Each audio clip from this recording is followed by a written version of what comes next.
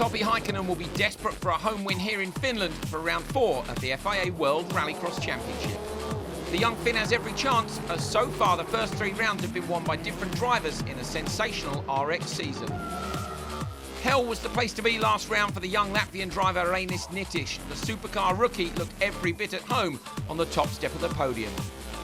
A very impressive drive in the final against the seasoned pro Petter Solberg saw him slide out in front after the Joker to claim his first ever Supercar win. It's a favorite track for me. I love this track, you know, positive, negative, corners, jumps, and just flat out. But I know that Petter will be really quick here. Nitish's team Ford OMSE are placed at the top of the team's championship thanks to winning contributions from both of their drivers. Andreas Bakkerud may have claimed victory for them in the UK, but Norway proved a different challenge. He regained his composure in the later heats, only to miss the cut in Semi-2. Both the Peugeot Hansen drivers were back on form following a poor showing at Lydden Hill. Timo Timosjanov and Timmy Hansen ran both the semis to the wire with super tight finishes, but Hansen's final was over before it started in a lap 1 Joker incident. And teammate Timosjanov came off second best to wildcard superstar Ken Block, who took the final place on the podium in Norway. Here's how they stand after round 3. That win takes Reinis Nitish to the top of the table ahead of Petter Solberg and Topi Heikkinen. In the team standings, Ford Olsberg's MSE ahead of VW and Petter Solberg RX. Well, here we are in Kuvula, Finland, as we continue on the first ever World Rallycross Championship trail.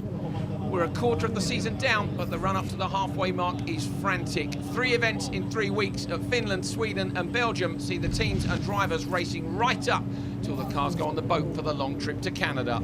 We're a couple of hours from Helsinki in the southeast of Finland at the first true forest-based track. Coming up, we got the best of the racing from heats 1 and 2 from Saturday. Heat 3 with the supercars, a catch-up with the drivers as they head down to Kuvula. Supercar Heat 4 last chance saloon, onto the live semi-finals, the RX Light final, and of course the big one, the Supercars final live. First of all, let's have a look at our track preview presented by Ion Cameras. So away from the line, there's a very fast right-hander at the end of the straight. It's uphill and between Armco-lined sides to the track, over a big jump and down to a very, very tricky long right-handed hairpin. This left-hander, 3 apexes. It's like a roller coaster. The standard lap and back around the right-handers over the finish. It was an all-star lineup for the first heat race in Finland. Everyone got away clean from the start, but on lap 2, Tanner Faust picked up some track signage and carried it for the rest of the race. Timosjanov won, Liam Doran retired with a blown turbo. Timmy Hansen took a lights to flag victory in race 2, with Villeneuve using his racing experience to get the better of rallycross debutant Riku Taku. Pontus Tiedemann was in maximum attack mode in race 3 with a couple of impressive passes and a massive sideways attempt that didn't quite pay off, but nothing could stop Markland out front. Championship leader Reinis Nitish took the win in race 4, with his teammate Bakkerud chasing him hard all the way to the line, while the final Heat 1 race saw Alexander Wahl Joker on the last lap, losing the win to Skorupski, but just holding on to second from Solberg. Heat 2 started as heavy rain fell. Liam Doran and Atro Marta had a great fight, with Doran eventually coming out on top, and Pontus Tiedemann took full advantage of his rally driving skills to go sideways to victory in his race. Villeneuve and Solberg met again. This time Solberg was the victor with a great drive in slippery conditions. Despite a big moment, Krzysztof Skorupski held on to take his race ahead of Tanner Faust, but most of the drama was saved for the final race of the day. Championship leader Reinis Nitish had a high-speed spin, which he was lucky to get away with. Not so lucky, however, for double European champion Timo Timosjanov. His engine dumped its water and he was forced to pull off the track. A great win for Anton Markland sees him top the standings overnight. Behind Markland, it's Nitish, Bakkerud, Hansen, Skorupski, Faust, Heikkinen and Tohill rounding out the top 8. I'm having a lot of self-confidence, so I'm absolutely aiming for the top of the podium on the final after tomorrow's race.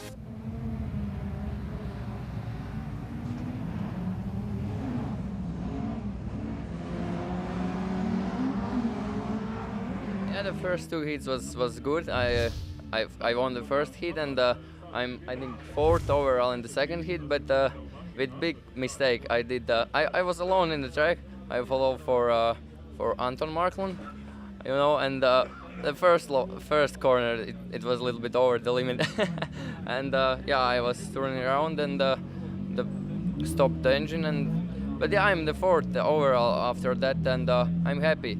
Finally, we have some good luck after all of these problems. We still have some small problems on the jumps. That's why we have quite destroyed the front of the car. But I'm really happy. Really good races. Really good start in the second heat.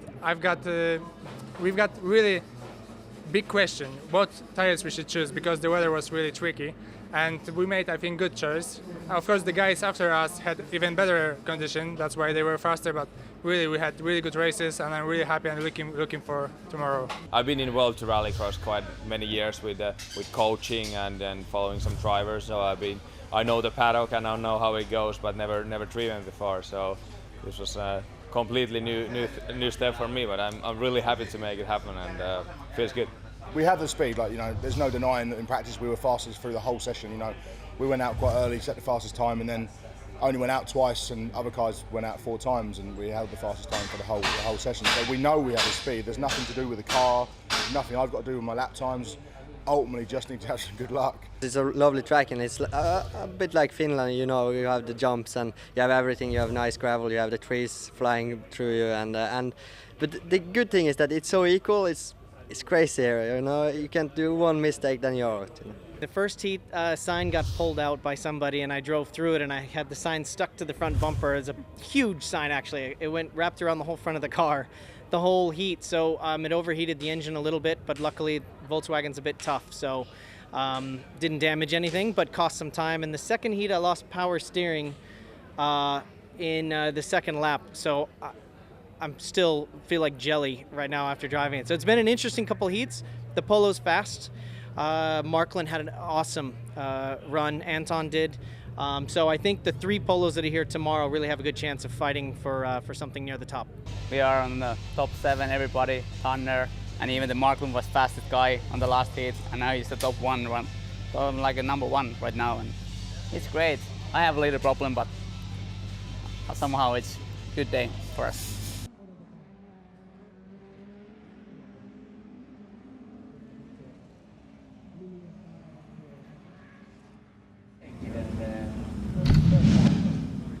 And just 3,000 from the second slower is Pontus Tiedemann in the 4th place.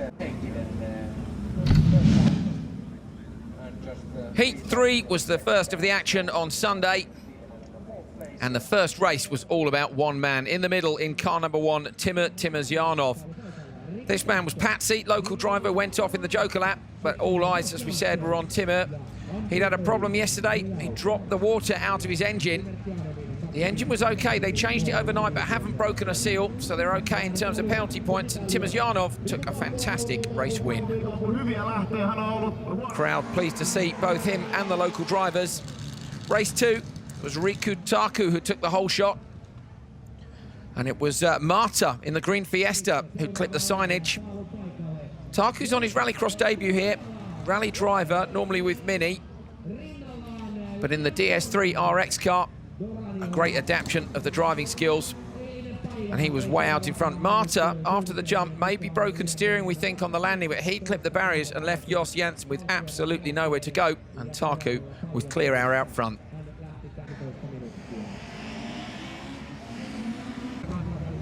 Liam Doran, second from the left-hand side, got a fantastic start in his heat race, sideways down at turn 1, but job done.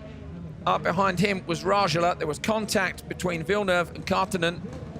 Villeneuve coming off worse. Doran still looking for good results after a difficult start to the season. He was so fast in hell. Kartinen had a puncture later in the race. Doran, though, a fantastic drive, demonstrating the pace that the British bomb has when he's on it. He slotted out of the Joker lap just in front of local driver Rajala to take the heat race win.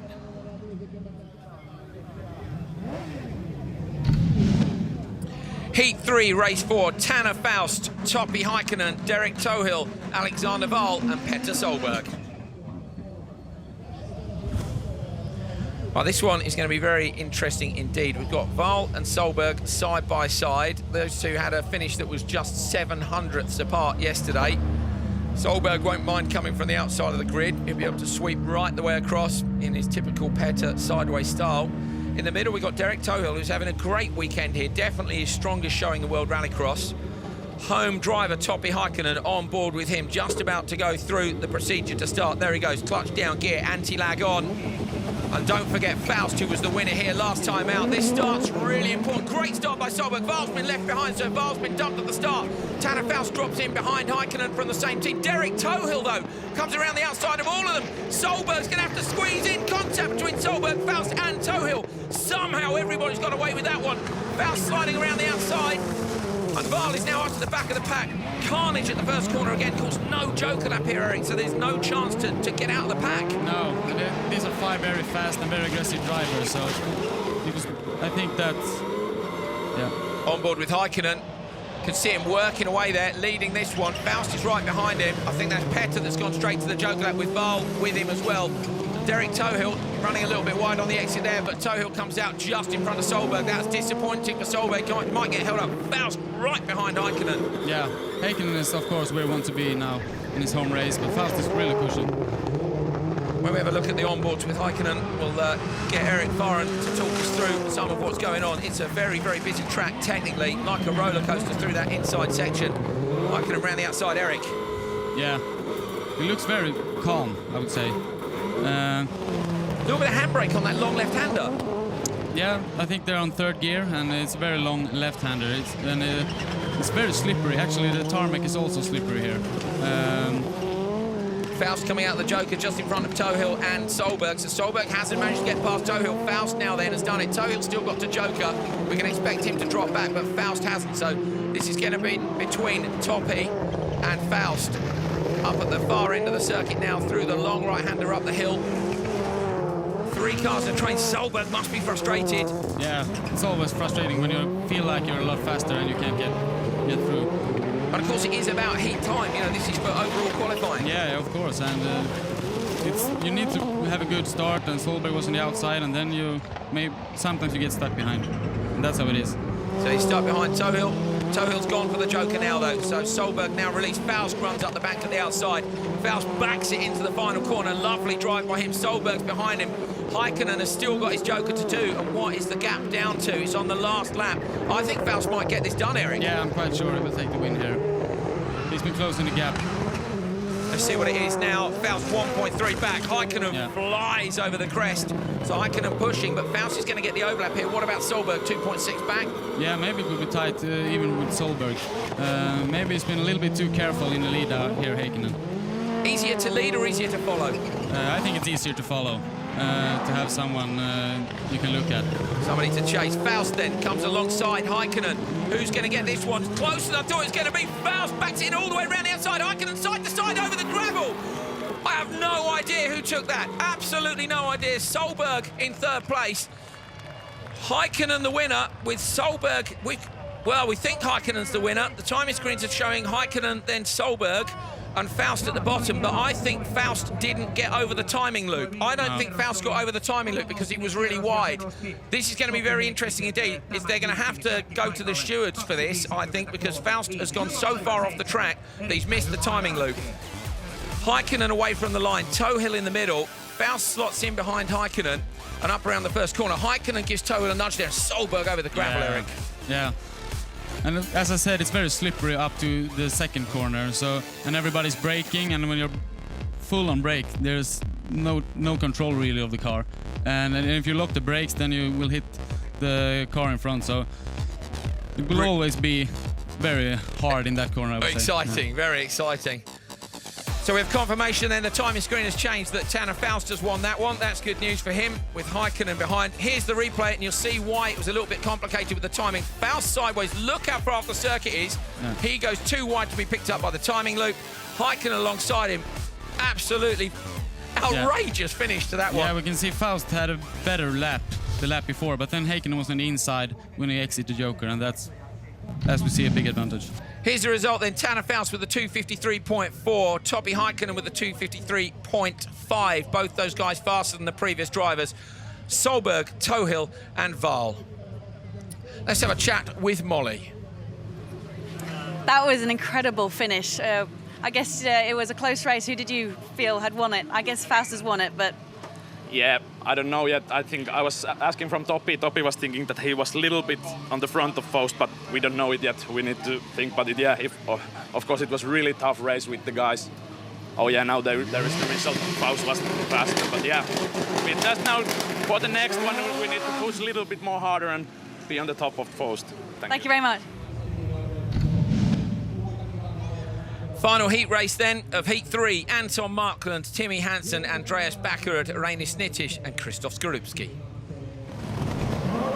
Away from the line, very, very equal again. It's a great start in the centre of the grid for Backerud. Nitish is on the outside. Skorupski's going to try and go around the outside of all of them. Markland gets a squeeze. Hansen drops back into 4th place. Any contact here? Hansen's up the inside. Hansen over. Hansen's over in the 208. Hansen is upside down the turn 3. Drops back onto 4 wheels. Let's have a look. So Timmy Hansen on the inside in the Peugeot Hansen car. Nitish is outside him. He's up the inside of Backerud. Backerud turns in, and there's nowhere for Hansen to go. I don't think Backerud would have done that. He couldn't have seen that Timmy was there. The car goes over. Yeah, it's a race incident. You know, as we said before, it's a very hard corner, and when there are 5 cars into that, there's got to be contact. And unfortunately for Timmy this time, he ended up on the roof. Not where he wanted to be, is it, Eric, at all? Is another look. Yeah. As I said, Backerud has no idea that Timmy is on the inside, and you know, everybody's pushing hard. It's this hard in every heat, but this time he was unlucky. Suzanne, what happened there? Oh, I really know. It went so quick. He just got squeezed into the barrier. It flipped his car and rolled over. It stopped my heart. It was devastating to see. He was really on the pace today, and I really thought Timmy had something coming this weekend. And I know he was pushing for a victory, and this happened. Absolutely nothing he could do. I'm so sorry for him. Timmy, tell us what happened. I went for a gap in turn 2, and it was too little space. And the car is? Car's bad. I hope I can race the next few races. Timmy Hansen then worried about whether or not he'd be back out for the next few events, let alone today. Well, only 3 cars then from the fast boys remaining. This has fallen into their hands nicely, particularly this man, Reinis Nitish, the championship leader. Surely they'll get away clean this time. Great start from Nitish in the middle. Markland is up his inside. Skorupski, who's desperate for a good result this time out. His position at Monster Energy World Rallycross might be in danger. Nitish over the gravel trap slots in 2nd place. Yeah, now there are only 3 cars, so now it's a bit more easy during the first corners. And Markland has been looking really good this weekend, and now he's leading again the last heat, so we'll go for a good time again. Eric, of course, you were in commentary with me in Portugal, and Markland was quicker there than we'd seen him in previous seasons. You've had a few more events to gather your thoughts on him. I think he's a different driver to last year. Yeah, he's much more confident, and he has had a lot of training and learned a lot during last year, so yeah, I think you can go for a victory here. If you continue like this. Yeah, it'd be fantastic, wouldn't he? He sat first overnight, was clearly very, very pleased with that, but also looked quite relaxed about it. On board with Reinis Nitish, you see his screen being smashed by the gravel. Markland runs a little bit wide, maybe. Nitish tidy. Yeah, that's the difference. Markland is a little bit more aggressive, and Reinis is very clean. Reinis last year, of course, you raced against him in Super 1600. He's absolutely fantastic, isn't he? And this season, apart from yesterday's spin, he seems so calculating. Yeah, he's very clean, and he does 4 laps every time, like in the same lap time. He's very constant, and yeah, overall a good driver. Yeah, a big threat certainly for the World Rallycross title, leading at the moment. You're looking at Andreas Eriksson there, who will be calling the splits down to Reinis Nitish. Nitish has taken the joker, of course, and Markland hasn't. So Nitish now has 2 laps to make up the gap in between. At the moment, it's 2.2. Eric, what do you think he needs to get it down to? Yeah, as I said before, Markland is on the inside when he exits the joker now, so I think he needs to go maybe 1.5 seconds, so he needs to take half a second. Markland into the long left-hander. Running a little bit wide in 2 corners in a row there. I mean, that's the 3rd apex he's going to be aiming for, but again, he misses that one as well, Eric. Is he trying a little bit too hard? So we're only talking about tiny margins, but that's all it needs to be, isn't it? Yeah, and maybe he's pushing a little bit. You know, he probably have his spotter telling that he needs to push this lap to get out in front. 41.5 from Markland and a 41.5 from Nitish. Very, very fast. Faster than most people have been going so far. Been between the two of them. There's only 500ths in it, 2.24, so Markland is managing to hold Nitish off. Sweeps around the right-hander. This is the final lap. Nitish is being very patient on the throttle up in the hairpin. Around the left-hander. So Anton's going to go to the joker. Nitish is going to take the standard lap. Eric, who do you think is going to take it? Yeah, I think Markland will take it. He kept the gap from the lap before, so... Great job by him. Markland through the right-hander. Nitish has got a better line, but Markland's going to be able to hold him off. Another great drive by Anton Markland. Takes the heat race win. Nitish is second and Skorupski is third. Wow, drama in heat 3. Normally we save it for heat 4, but everything has happened in this one. Anton Markland wins with Reinis Nitish second, Skorupski in third. Timmy Hansen with a DNF and Baccarat disqualified, but we'll wait and see whether or not they appeal that. Here is the replay with just the 3 cars out on the track. Markland with a good start, a fair push on Nitish. Nitish kept it lit over the gravel and just slotted in. Skorupski at the back of these two had a fairly quiet run, Eric. Yeah, he was a bit behind, but yeah, he's still learning. It's his first season, so good to just be in the last heat and just follow the fast guys in front. Certainly, I think he's in line for a place in the semi-finals because he had a great run yesterday too. Some of the drivers definitely taking a step up here in Finland, but bad news for Baccarat. Going to be really interesting to see what happens with both him and Hansen as the day continues. Markland with a win and Nitish in second. Here's the standings then after heat 3. Anton Markland, Baccarat, Nitish, Faust, Heikkinen, Skorupski. Hansen is still in there, but will he be back out? Solberg in 8th. Tohill, Rajla, Val and Timurzyanov are inside. Doran and Villeneuve are out at the moment.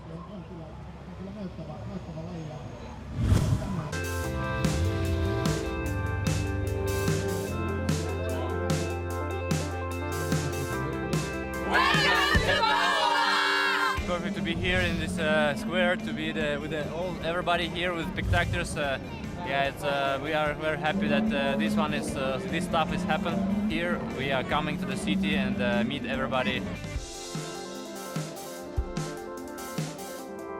Ultimately, this track is a brutally technical track and a really difficult track to stay in one piece unless you're in the front, because turn 2 narrows down to basically nothing. So there's an opportunity to drive clean. It just doesn't happen so much here. It's my favourite track of the championship. I've always done well here, is where I've won my first ever event, so quite excited to try and get a good result. I'm really looking forward to driving here in Finland. It's a aggressive track. I think it will suit me, and most of all this car. I think aggressive track with big jumps and everything will suit the combination perfectly. The joker is an important part of the tactic. You know, there's a lot of dust that settles before you choose the joker. So on the line, when you're sitting there, you don't have to have so much of a plan. When the joker is in the first corner, you have to have a plan. If this guy gets a good start, I go here. If he gets a good start, I go here, or I go behind. And you have like 6 different scenarios that you're working through. We want to win. We need to win on the road. We need to start to win in the road this season, and I think we will be there. But like Mike Tyson says, everybody has a plan until you get punched in the face, and that's a quote that I use all the time because it's perfect for rallycross.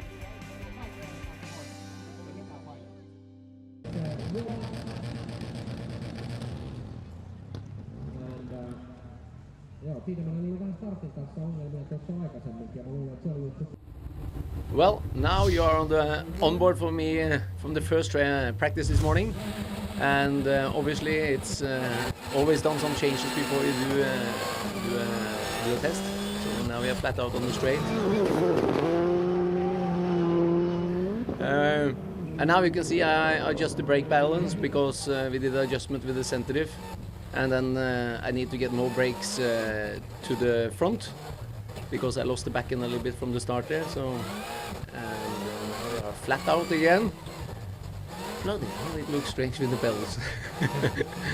But anyway, we are here now, going into a little bit of the twisty section there, and we're coming out from the right-hander now. Put on the gears, flat out. But obviously we do changes, like I said, every heat. So this looks embarrassing, you know, when you lift off. And obviously it's not, I'm not used to look at my feet on the brake pedals and throttle pedal, but it looks interesting. But it looks quite good control. Timmy, you're definitely a different man from the one I met earlier after your role. You are through to the semi-finals. How does it feel? Yeah, after being so disappointed and I thought the race was over, and then the mechanics did a fantastic job, I can't believe it, how to put the car together, get it to the start line, and we managed to win the heat and get quite a good lap time, or heat time. So now I'm in the semi and I just have to refocus and do the best I can. What would a win mean for the team this weekend after all the trouble you've had? Well, a win would mean so much. There's been a lot of hard work, and I know that we are fast. We've seen some really promising lap times, both from me and Timur, but we didn't quite get the full heat that we wanted. But for sure we will be fast in semi. So are you a driver that goes fastest on the wet or the dry? What do you prefer for a semi-final now? I like the wet. I like things to be shaken up a bit. Thank you, Timmy. Thank you.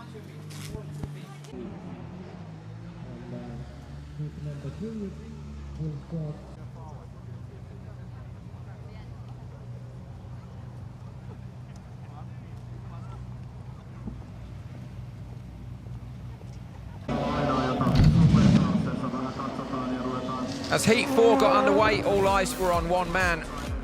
At the start of Heat 3, it was Timur Timosyanov they were watching. At the start of Heat 4, it was Timmy Hansen, his teammate. Of course, he'd had that role, and it was fantastic to see that they'd managed to get the car out in one piece, with all the wheels facing in the right direction.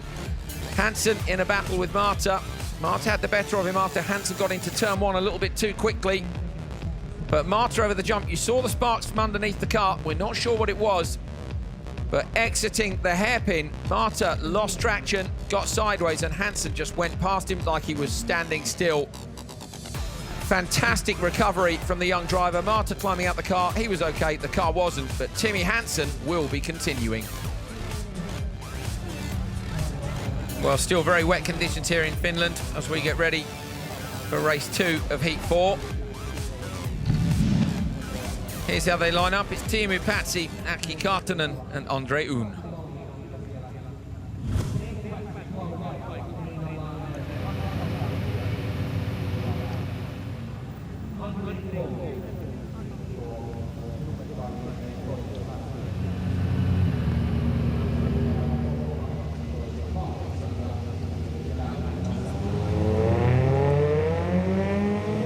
Thumbs up, ready to race. We've got 2 Finns in here.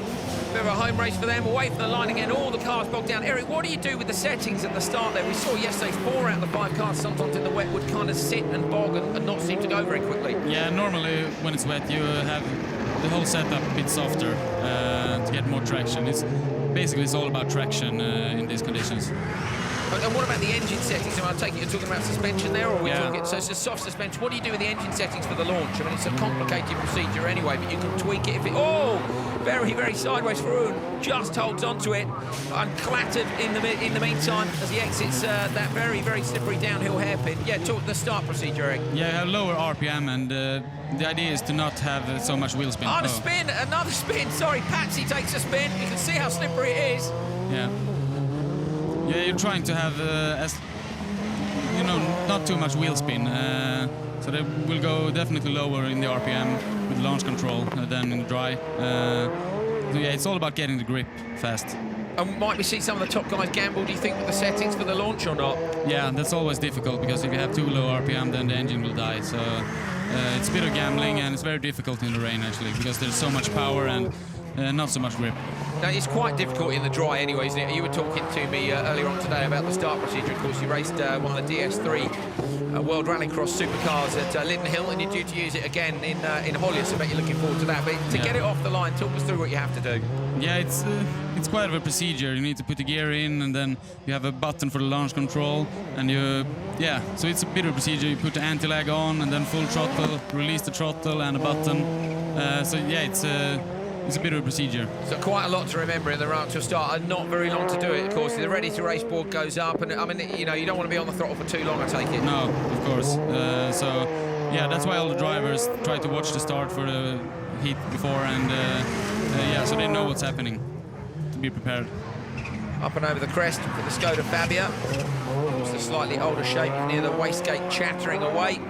It's Karttunen who leads at the moment. Boone is behind him and has apparently taken his joke lap. Patsy is even further back still. So these three well spread out. It'll be interesting to see how the top drivers get on when they hit the track. Much wetter, I think, than yesterday, Eric. What do you reckon?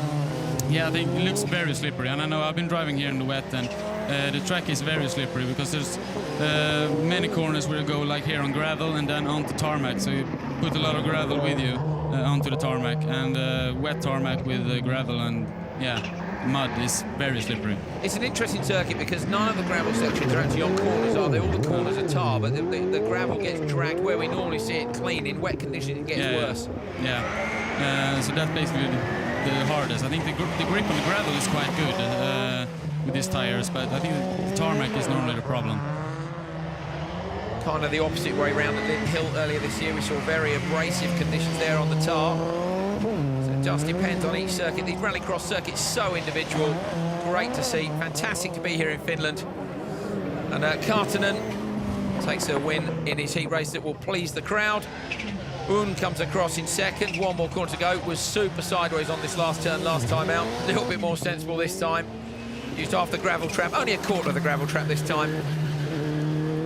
And Patsy, we have no idea where Patsy is. Only 1 minute on the clocks for him, so it looks like he's retired. Here's the replays off the line. We can see there, Un kind of bogged down, Eric. Yeah, he probably went too low on the RPM, and then the engine go down. So it's, yeah, gambling. Gambling with the RPM, gambling with the lights as well. That was Patsy running wide. In fact, he had a spin, I think, in this next hairpin. Maybe used the handbrake on the way in to turn it in. Oh, not this lap round, must have been another one. But so Sipiun ran wide. Kartinen went up the inside of him, collected him a little bit. Oh, there we are. That was it, Patsy. It was a later corner. Is it fun to drive in these conditions? Yeah, I think so. I always like driving in rain. Of course, it's more difficult, but yeah, I like it. More fun, I guess, in a supercar than a Super 1600. There, you have to wait so long on the throttle, don't you, with a front-wheel drive? But these four-wheel drives are just sideways everywhere. Yeah. Let's have a look at the results from that one then. It was Kartinen with an easy win, a full 12 seconds ahead of Un, and Patsy with a DNF.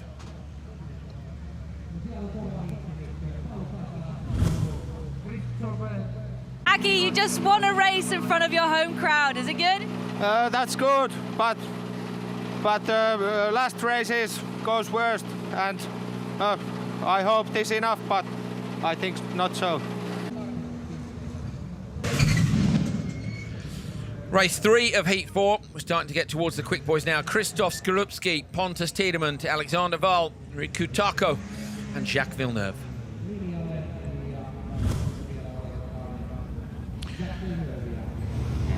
Villeneuve pulling into the last slot on the grid. Still learning rallycross, quite a lot to learn. It's such a different sport from F1, isn't it, Eric? His ability to drive a car is beyond doubt, but 5 cars and the amount of contact is a very different prospect. Yeah, he can drive the car, and he shows that he can drive the car, but it's, the whole format and everything with rallycross, he's still learning. Little look into the car there with Villeneuve. The wipers are going very quickly on everybody's car except Tiedemann. He's obviously the only one who doesn't think it's raining, being a rally driver on board with Skorupski. You can see him holding the handbrake, not a blink, but Skorupski, I think, was left on the line. No, Skorupski takes the lead. Tako was left on the line.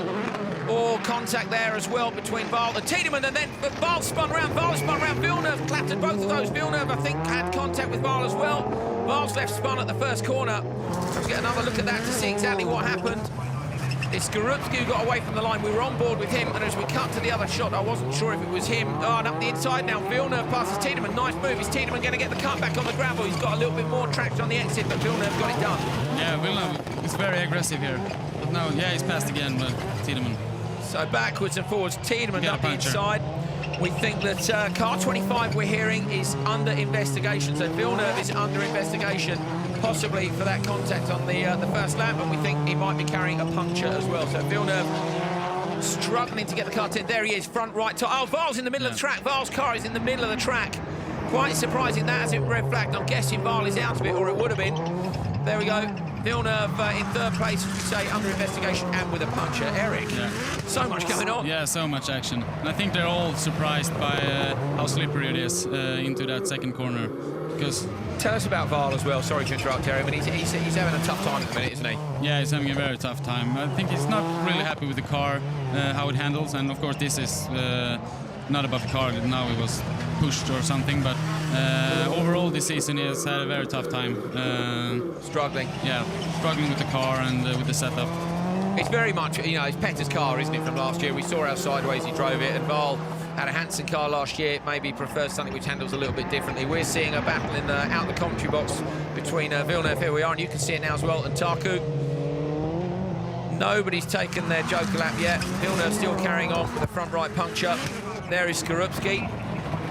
Skorupski, I'm impressed with. Again, he's under pressure here. We know he's been replaced in the next round by David Genet, who's coming in, who was runner-up in the championship last year, the French driver. Had a run out with Albertec earlier this year. He's in for Skorupski at Monster Energy RX, and actually Skorupski's done the best job of the season so far. Yeah, he's done a really good job here, and he's been in the lead very much. Yeah, and it's a puncture for Villeneuve, you can see. Right off the rim, right off the rim. Yeah, Skorupski, I mean, what happens here if he does a great job? What do you do if you're Monster Energy World RX? Do you reinstate him after Sweden? Is it like a warning? Do you think they wanted him to up his game? Yeah, maybe, but I think it's if Davies entered for Sweden, then I think it would be difficult for Skorupski to get back. But he's doing a good job, and I think he deserves the drive. Certainly had a tricky start to the season, as the whole of the Monster Energy team did, but it's good to see them recovering. Doran was top qualifier last time out in Hell in Norway. See there Skorupski's distinctive handbrake handle. It's a pink BMX grip, I think. A lot of the drivers have colour-coded the handbrake compared to the gear stick because they're so close together in these cars. Skorupski rounds the last couple of corners. Tiedemann goes into the Joker lap. It's an easy win for Skorupski. Round the long right-hander. See how the time is. 3:17 compared to Hansen's 3:18. So far, pretty consistent times. Tiedemann with a 3:21. That will slot him in actually behind Hansen as well. So, very sideways from Villeneuve. That's what we like to see. Good save by him. I'll tell you what, he's done well here with only 3 tyres for most of the race. Yeah. They're both a bit slow, and they still managed to crash. Yeah, they certainly did. It's Villeneuve over the finish with Tarko behind him. And Val, unfortunately, has been left in the middle of the track. And you can see there's Val's DNF. He's still stuck up at turn 2. Christoph Skorupski takes it from Pontus Tiedemann, Jacques Villeneuve and Riku Tarko. Here's Val's car stranded. Right, let's have a look at the replays from that one. Away from the line then, Val got a decent start in the middle. Skorupski did on the outside. Tarko was left behind. This is what we want to see. Keep your eye on Villeneuve in the background. So Villeneuve moves across straight into the side of Val. And Villeneuve was off the track as well there. We know he's under investigation, Eric. What's your take on that? Yeah, I think he was left on the outside and then got back too fast, in my opinion, and hit actually 2 cars. So, yeah, we might see some... penalty, maybe. Penalty, yeah. Managed to continue after that contact. That might have been where he lost the tyre off the rim. Villeneuve did make it to the finish. It was Skorupski, though, who took the heat race victory. Oh, there was contact between Tarku giving Villeneuve back some of what Villeneuve gave earlier on. That's Rallycross. We're going to have a chat after that race with Skorupski, who is down with Molly. Chris, you are heading towards your best result so far in the championship. Are you enjoying the rain? I'm really happy. I like driving on the rain.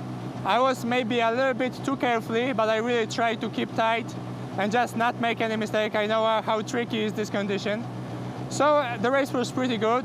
I'm happy about the win. I'm happy about the car. I'm really waiting for the semi-finals.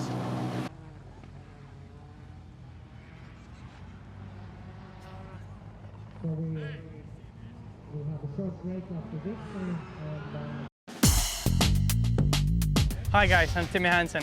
Let me show you around the Peugeot Hansen crib. First of all, this is my car, the 208 WRX, sickest one I could think of. Guys are working on the car to prepare for tomorrow. What are you doing, Mats? I'm changing some dampers. Small work going on all the time. So this is the 600 horsepower engine, 4-cylinder, straight ones. Back here is a turbo, which gives us most of the power. I'll show you our kitchen and you can meet our new chef. Here's our new chef. He's cooking some soup for us today, I think. So the soup, it's some special dish, but because no water inside. What's in the soup? It's meat, some onion, carrot, potatoes, and. If he's good at cooking as driving, I think this will be delicious. Come on in here, I'll show it to some of the mechanics. Rickard and Martin, they're working on Timur's car, so they have their little space in here. Let's go and check in the workshop next door. So this is the workshop, and as you can see, the cars are being stored here between the races. We got all spare parts, all tools and stuff stored in here. You need a lot of things if you want to drive rallycross, but it's all kept in here. Over here is the office where all the big decisions get made. First of all, we see my suit here, my Sparko Nomex suit, fireproof. I'm really happy to have that when to be safe. And here you see the key people in the team. My mom, team principal. Dad also owns the team, and Stefan, who is working for Peugeot. Lots of work being done before a race, and everything has to be perfect for the weekend.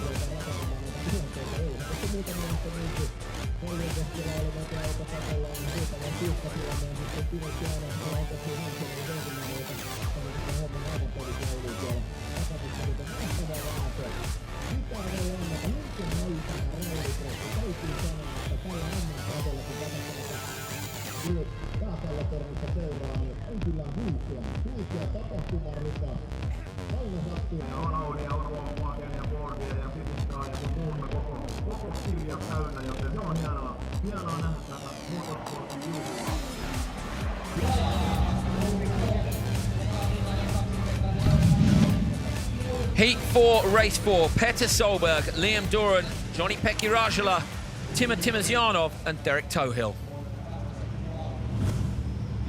Great weekend for Derek Tohill so far, certainly his strongest showing of the season. Timosjanov had a problem yesterday when he lost the water from his engine, but seems to be doing all right today and stands a good chance of making the semis, as does Timmy Hansen after that roll, so hopefully they'll both make it through. You can see Skorupski was relieved to be making it to the semis as well, and that's when they'll all start to push.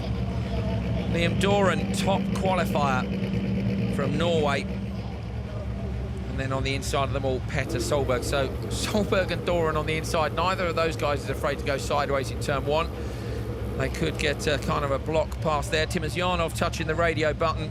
Just have a quick chat with his spotters up in the Ion Spotters Tower. This one's going to be fantastic when it gets underway. It's quite a long hold on the grid. We're waiting for Val to be removed from the track.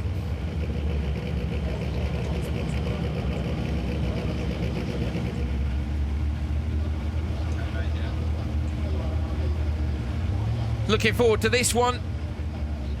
5 of our fastest drivers lining up. No one will want to make a mistake. They're all likely to be through to the semi-finals. Timosjanov looking down at the dash. Watch the Russian's eyes. Double champion.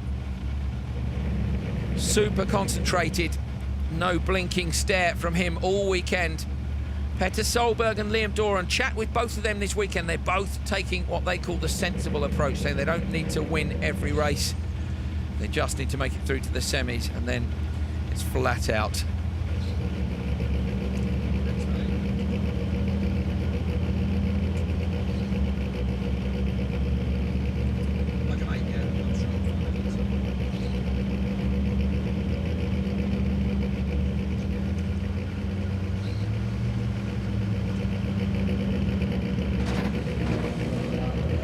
Cars are clunked into gear. There is the ready to race board. They're good to go. Thumbs up. The marshals walk away. You can hear the pressure building in the turbos. There's going to be a lot of wheel spin away from the line. Who's going to find the traction needed to get down to turn one first? Good start from Solberg on the inside. Solberg's definitely got the whole shot. He can sweep out wide if he needs to. Sensible approach into turn one. Doran sideways. Tohill gets alongside him, but it's Rajala who slots into second place, Finnish champion, doing a great job. Yeah, he's the wildcard driver in this heat, and yeah, second was a very good job.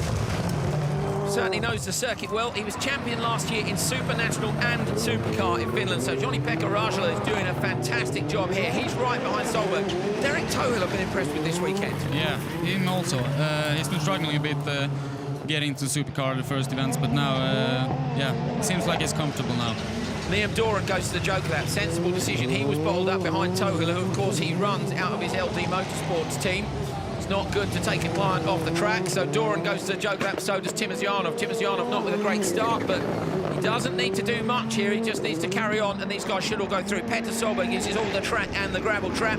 Rajala follows him in a much tidier style. Yeah, and he's in a good position, you know. We know that Petter is very fast in these conditions, so and he comes in as a wildcard driver, and it's perfect for him to get off the Solberg and just follow him.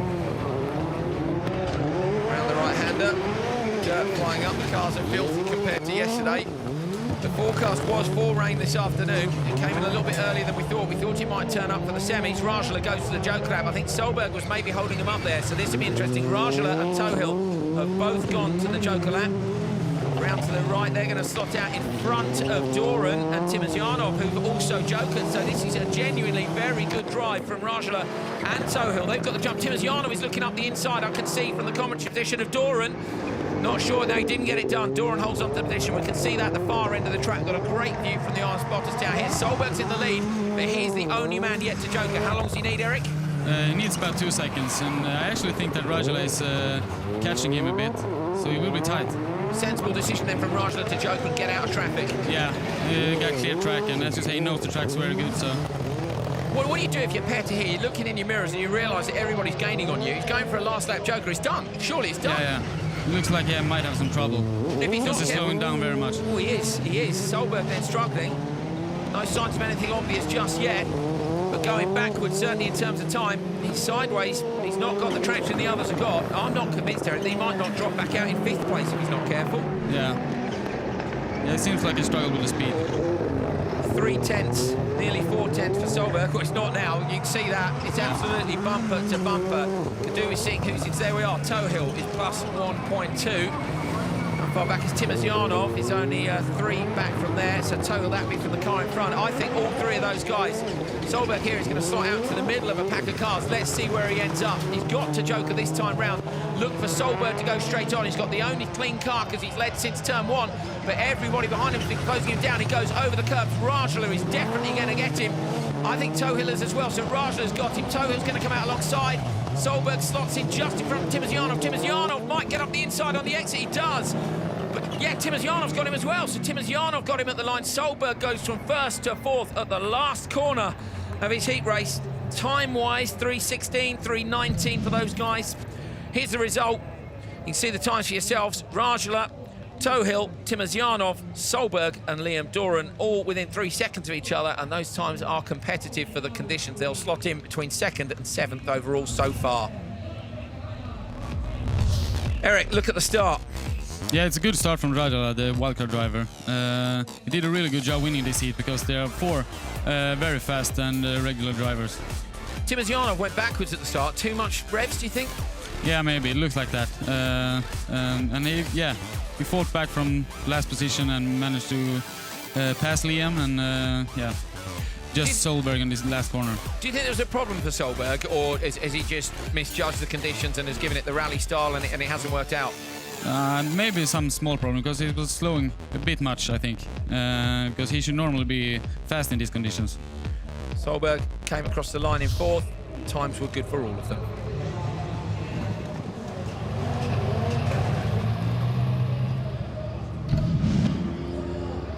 It's the final heat race then here in Finland. It's Anton Markland, Andreas Backerud, Reinis Nitish, Topi Heikkinen and Tanner Faust. We've got 3 teammates and 2 teammates. They're going to need to behave in this one.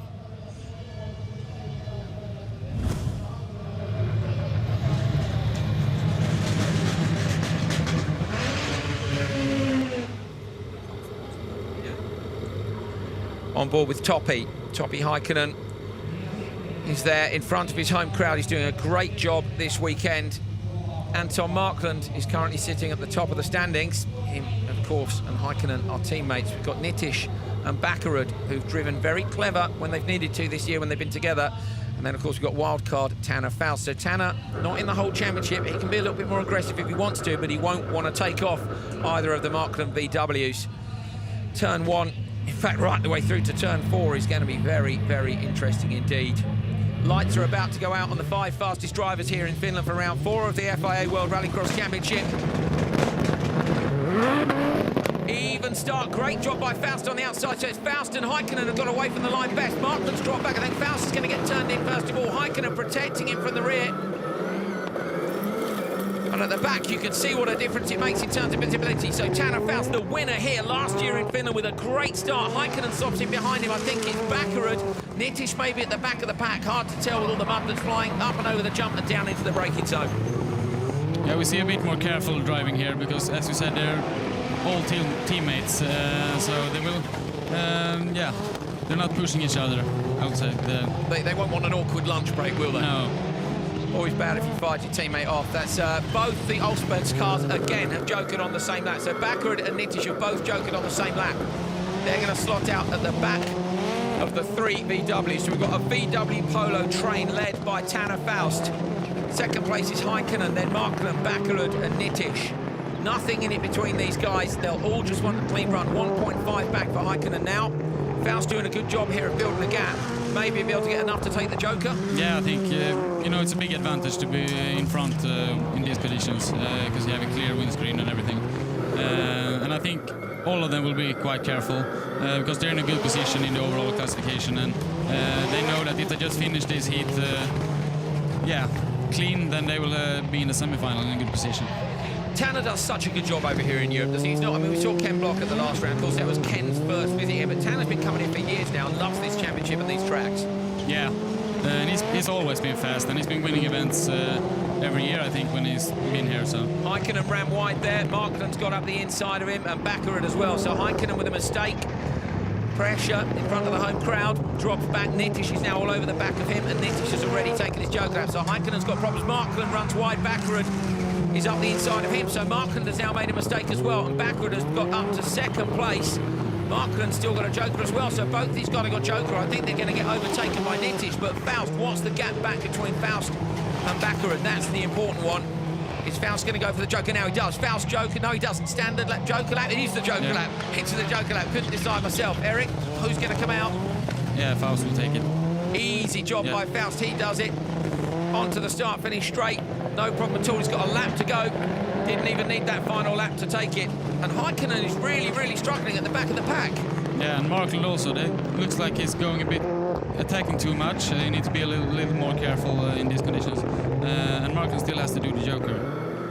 So Markland with the joker still to do. That's going to see him undoubtedly drop back, I think, behind Nitish, who's right behind him. Yeah, it is. He's going to fall back with Häkkinen. Still, it won't matter. As long as these guys get a decent time, they'll be happy. Fantastic job by Faust. Managed to do what Petter Solberg didn't, led into turn 1, and he's still going to be leading when they cross the line. He's just got 2 corners to go. There's a little hot crest in that middle section. Round the long right-hander. It's easy for Faust. We're looking to see where Markland's going to slot out. Faust takes the win. Great job by him. Markland and Häkkinen are at the back. It's Backerud and Nitish ahead of them. A very, very clean, sensible race between the top 5 guys. Oh, Toppy is not happy. Toppy is not happy in the car. Banging the gears down and aggressively talking into the radio. Team running down the stairs. Let's have a little look at the results. Tanner Faust takes the win, 3:14.5. Backerud is second, Nitish is third, Anton Markland fourth, and Toppy Häkkinen is fifth. Replays from race 5. Rain has stopped here, but it's still wet. Faust got a great start away from the line, so did Häkkinen, but somehow Faust got into second gear quicker. He turns in ahead, and Häkkinen sensibly managed to avoid them all. Nitish a bit too quick into turn 1. And he just made a gap, Eric. He just got away, drove away. Yeah, he was definitely the fastest here. And the Fords had some trouble in the start, but they, yeah, good tactic, and they were gaining some positions with that. That was Heikkinen sideways. I wonder if he got a little tap there from Markland. Didn't quite see that, or whether he was sideways anyway. Either way, he wasn't very happy at the end of the race. But Tanner Faust, I'm sure, will have been very happy with his performance. He took the checker flag. Great job by him, and he's now down with Molly. Tanner, fantastic result and a great time slotting you up at the top. How are the conditions out on the track? It's pretty slimy. It's really slippery. But it's fun. You know, this track it's such a great track here in Finland in the dry because you can push so hard. You have to be very disciplined in the wet, but it's still really fun. And the crowd, even with kind of the gnarly weather, the crowd's still packed here. So it's been a great weekend so far. You come from a win here last year. Can you do it again? Well, I mean, all the Volkswagens are in a good position for it, really. I think with 3 cars on the top 5, it's going to be a brutal battle, and the wet just makes it a little bit of a messy, brutal battle. Thank you very much. Okay, thank you. Well, this is how they're going to split up then for the finals. Qualifying is done. That's the championship points. Top 12 go through. Baccarat, Nitish, Skorupski, Rajala, Hansen and Timosyanov into semi-1. Markland, Faust, Heikkinen, Tohill, Solberg and Doran into semi number 2.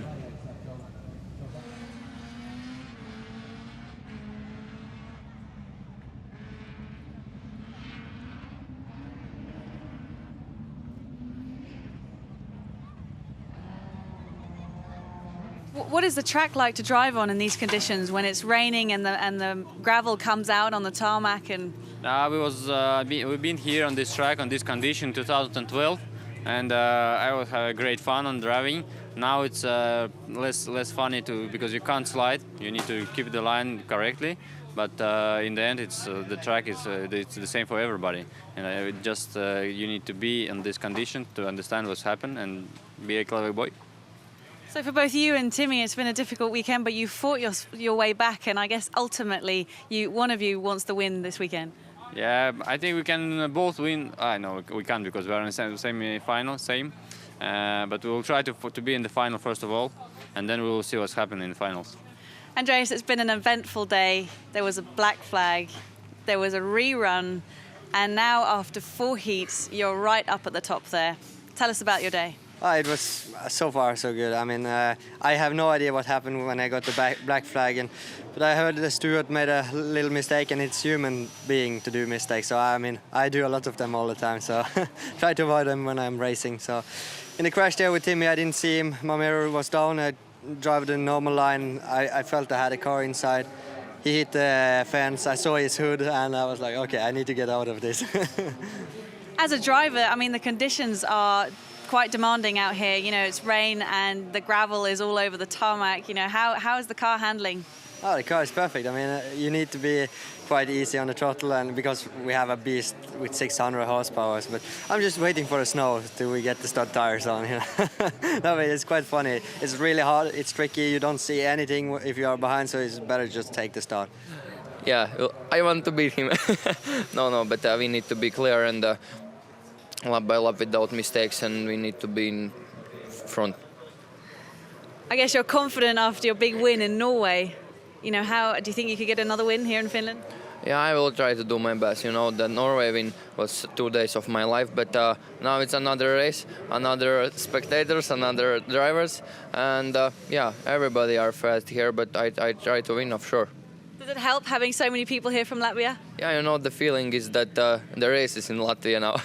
But yeah, I like a lot of flags, and yeah, thank you very much, Latvian spectators, and see you next race, Holjes. Yeah. So we have a short break after this, and we're going to continue at 10:30 a.m.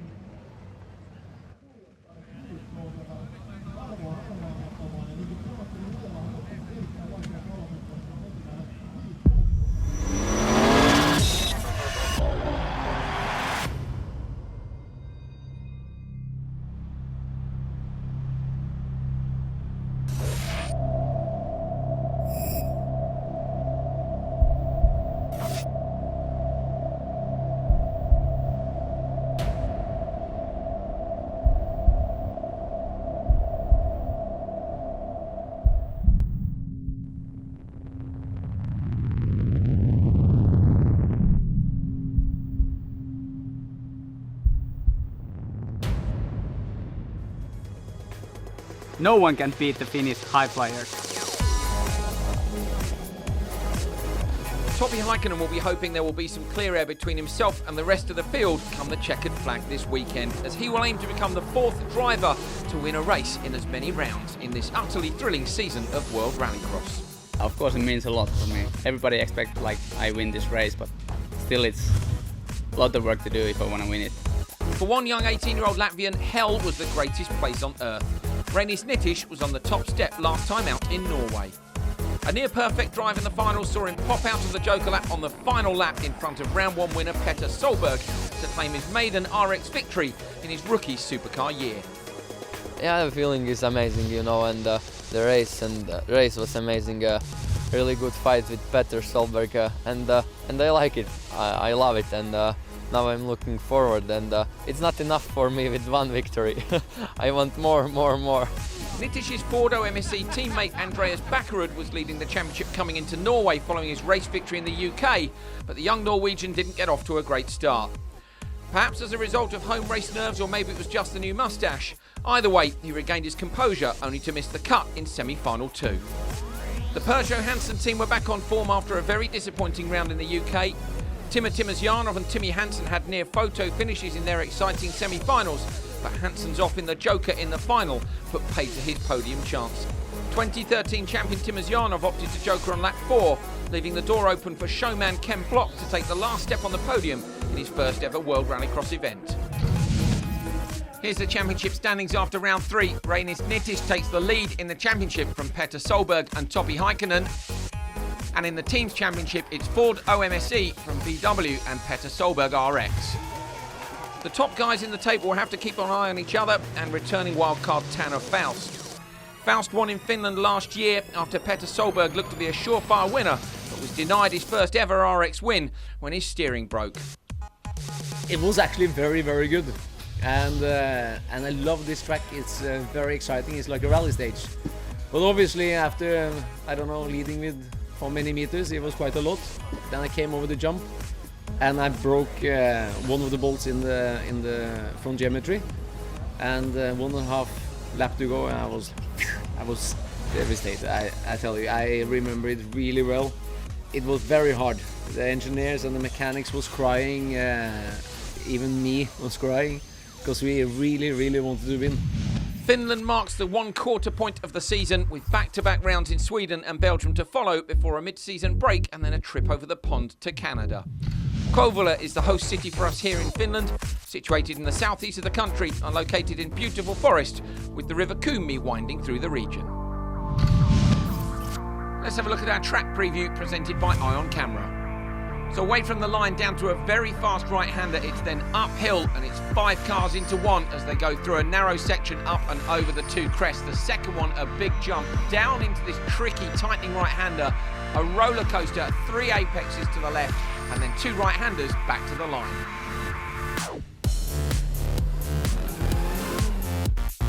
Here we are at the first corner in Kouvola in Finland, and the big difference from this track to the previous 3 rounds is that we don't have a joker lap at the first corner.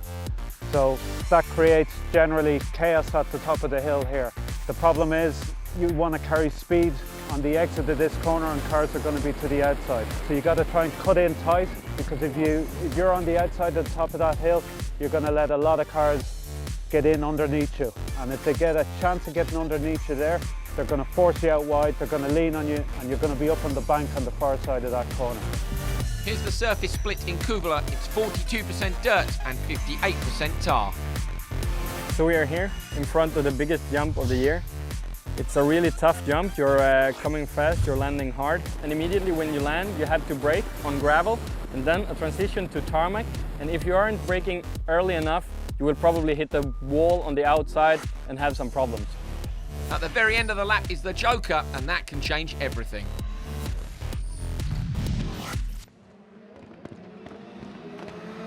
Right, here we go then with the action from yesterday. Tanner Faust managed to pick up a piece of signage.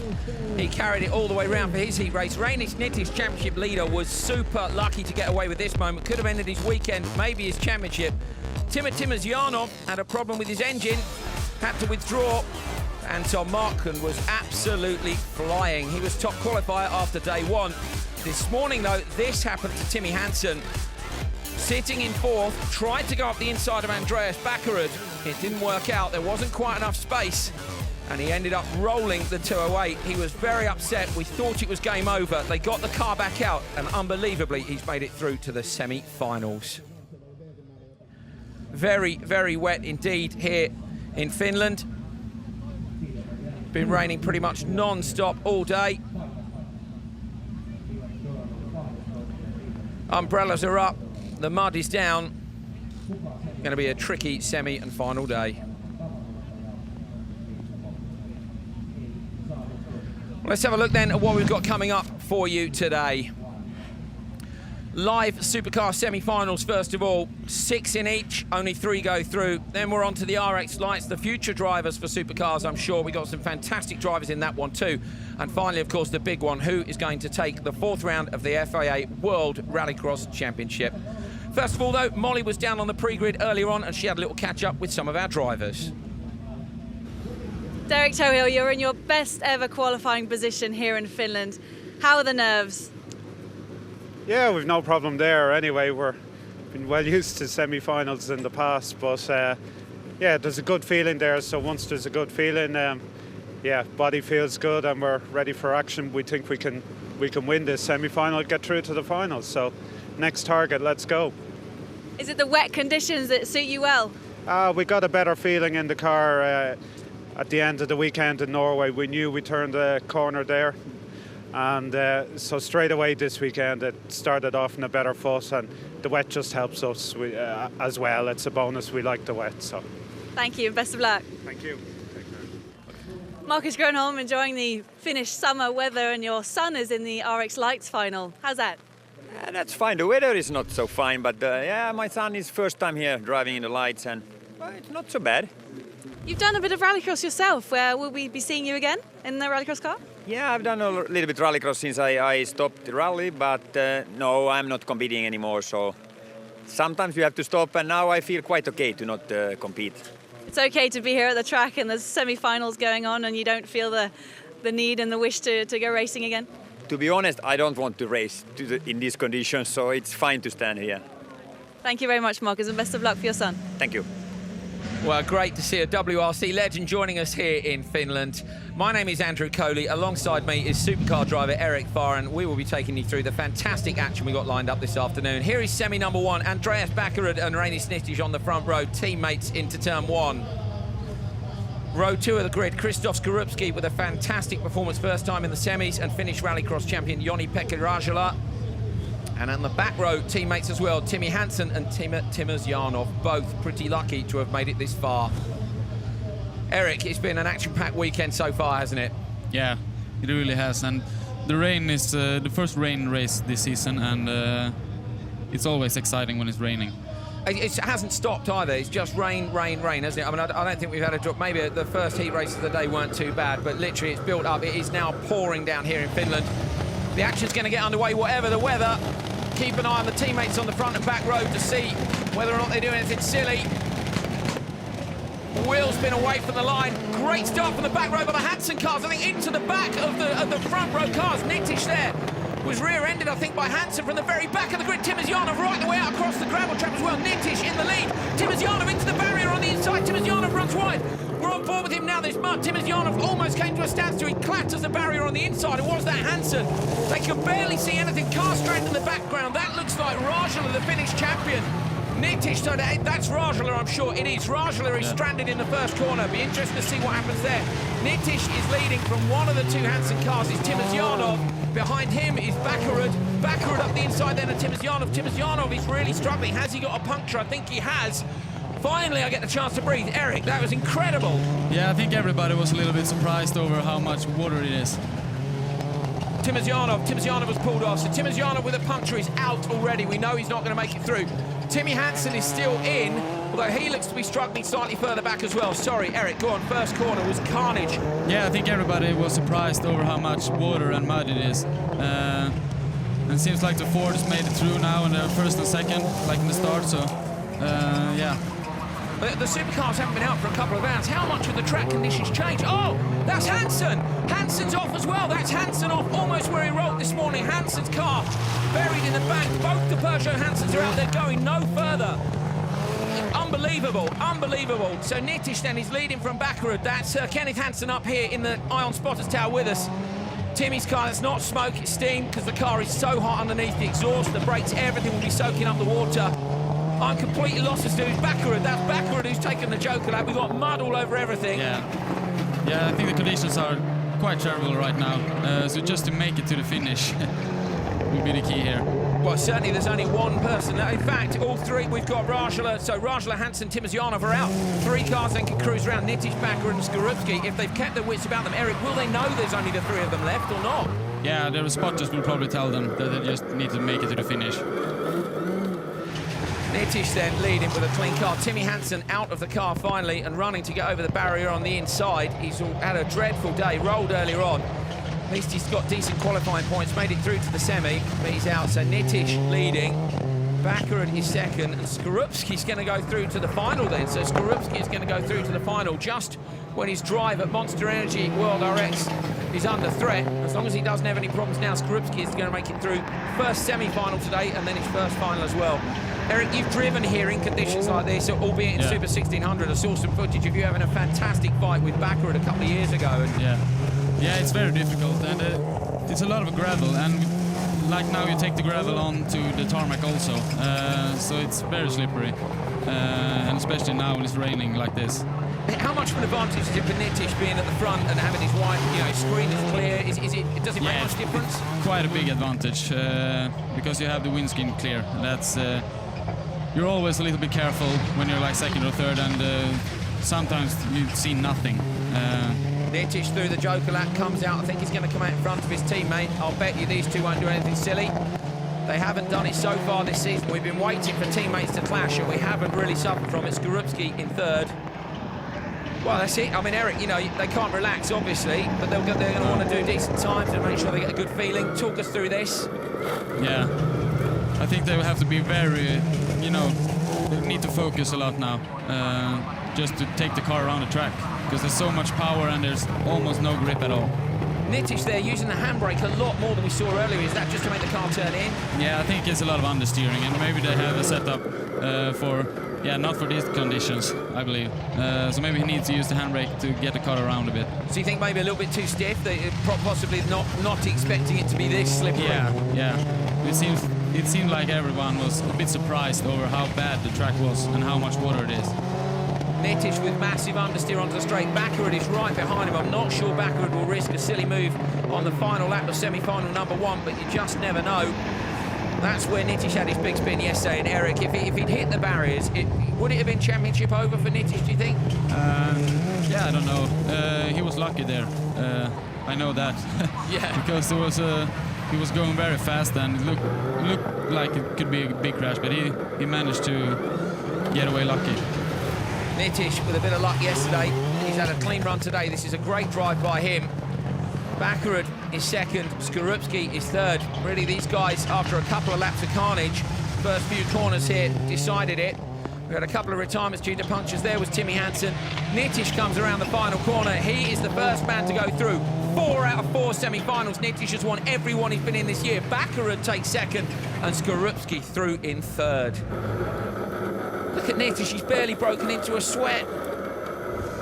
No, that was because he was, first in the first lap and had a, clean run, and no mud on the windscreen.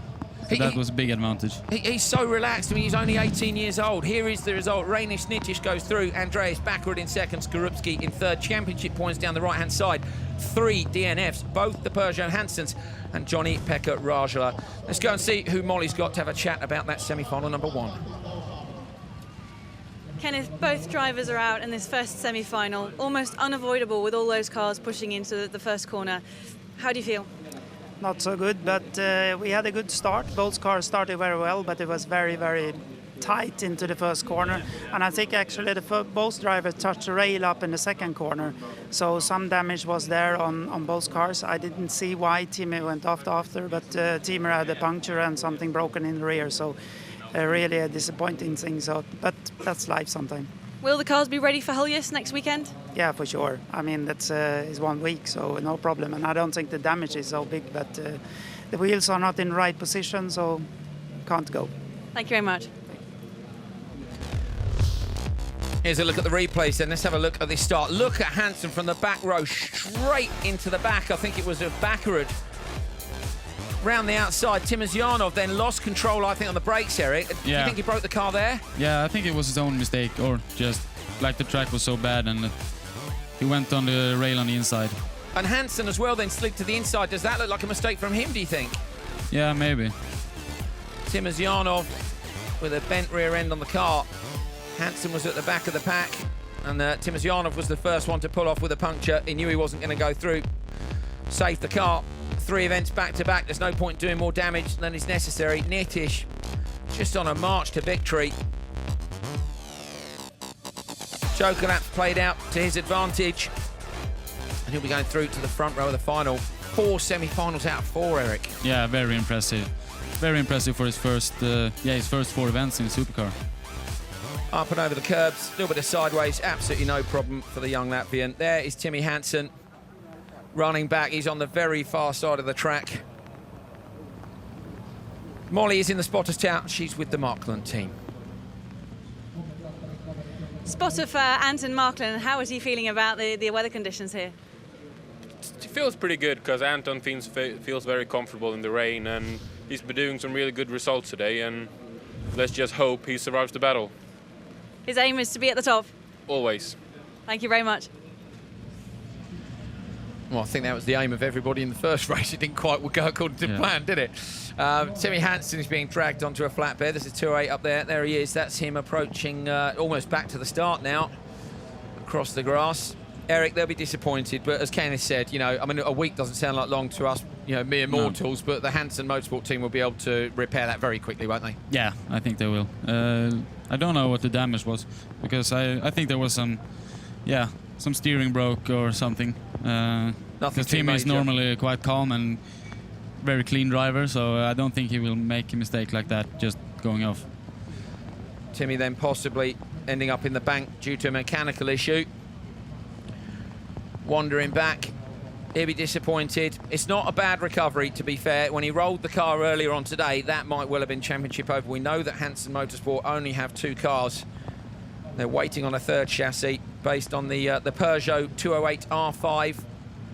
So if they have a problem, as we said in the run-up to this event, anybody who has a problem in these 3 events could stand to lose out big time in the championship. The fans have stuck around, bless them, in this pretty atrocious weather. Hardcore rallycross fans. Molly has managed to get hold of Timmy Hansen. Timmy, what a weekend for you. What happened in the semi-final? So much up and down this weekend, but now I couldn't see anything, and then coming into the second lap I wanted to catch back, and it was less grip than I expected, so it was my own mistake. Well, I guess you come out of this, you know, the team has done a fantastic job, and your father also said there wasn't that much work on the car, so you're ready for Höljes next weekend? Yeah, I think so. I'm really looking forward to coming home. I love the circuit, I love the crowd, so we collect some energy, and then we're full on it in Höljes. Thanks, Timo. Thank you. Timmy Hansen, a little bit disappointed. Eric, we're surprised, aren't we? Yeah, I was surprised. But yeah, he admitted it himself, so... and I think the track was very slippery up there. This is on board with Nitish at the start. It might have been Nitish actually that was collected in the rear by Hansen. Round to the right, Nitish was sideways. On board, Eric. I mean, he can see where he's going, can't he? It looks like even he might have glanced the barrier. Yeah, but that's a big advantage because he can see, and we saw an onboard earlier, then you see absolutely nothing. At this point, he'll have been blissfully unaware of everything going on behind him. Just a couple of little nips on the handbrake to get it turned in. I'm so impressed with him, I really am. I mean, I know, you know, we saw Baccarad last year come from Super 1600 to Supercar, but Nitish is really getting the job done. Yeah, and they're a good team. Good tactic from the team in this semi-final and all year actually. They're working together, and now they're both in the final again. Yeah, sure. I suppose in the front row, big advantage. You know, coming from the back row, the Peugeot Hansons, they both got a cracking start, but they were in all the dirt. They couldn't see anything. No, of course. Timmy had a very good start, but he was, boxed it. I mean, he made it up to the second row, didn't he? Off the third row, straight off the start. He had nowhere to go there. That was Rajala's car, which was stranded out on the circuit. On board with Nitish, that was over the second jump. And normally they're very, very fast down to the hairpin, but not in these conditions. It's absolutely pouring down. It's rare that you can see the rain on the TV, but you can today. Anton Markland, who's been so impressive all weekend, rolling up to his place on the grid. Here they are then, semi-final number 2, Anton Markland on pole. Last year's winner here, Tanner Faust, is in second place. Tommi Heikkinen, the third car from VW Markland, in third, and Derek Tohill with his best qualifying performance of the year in Supercar. Petter Solberg and Liam Doran on the back row. Can't wait to see this, having seen semi-final number 1. Let's hope a few more of the cars make it through to lap number 6. Heikkinen has lined up. You might be able to hear the cars underneath the commentary position doing their tyre cleaning. On board with Tommi Heikkinen. Just having a little look at him. He opens the door, just a little bit of air. We'll get that shut in a second.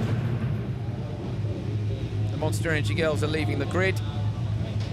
And we've got our jump start people down there, making sure everybody's lined up where they should be. Solberg having to reverse to get the car lined up where he wants it.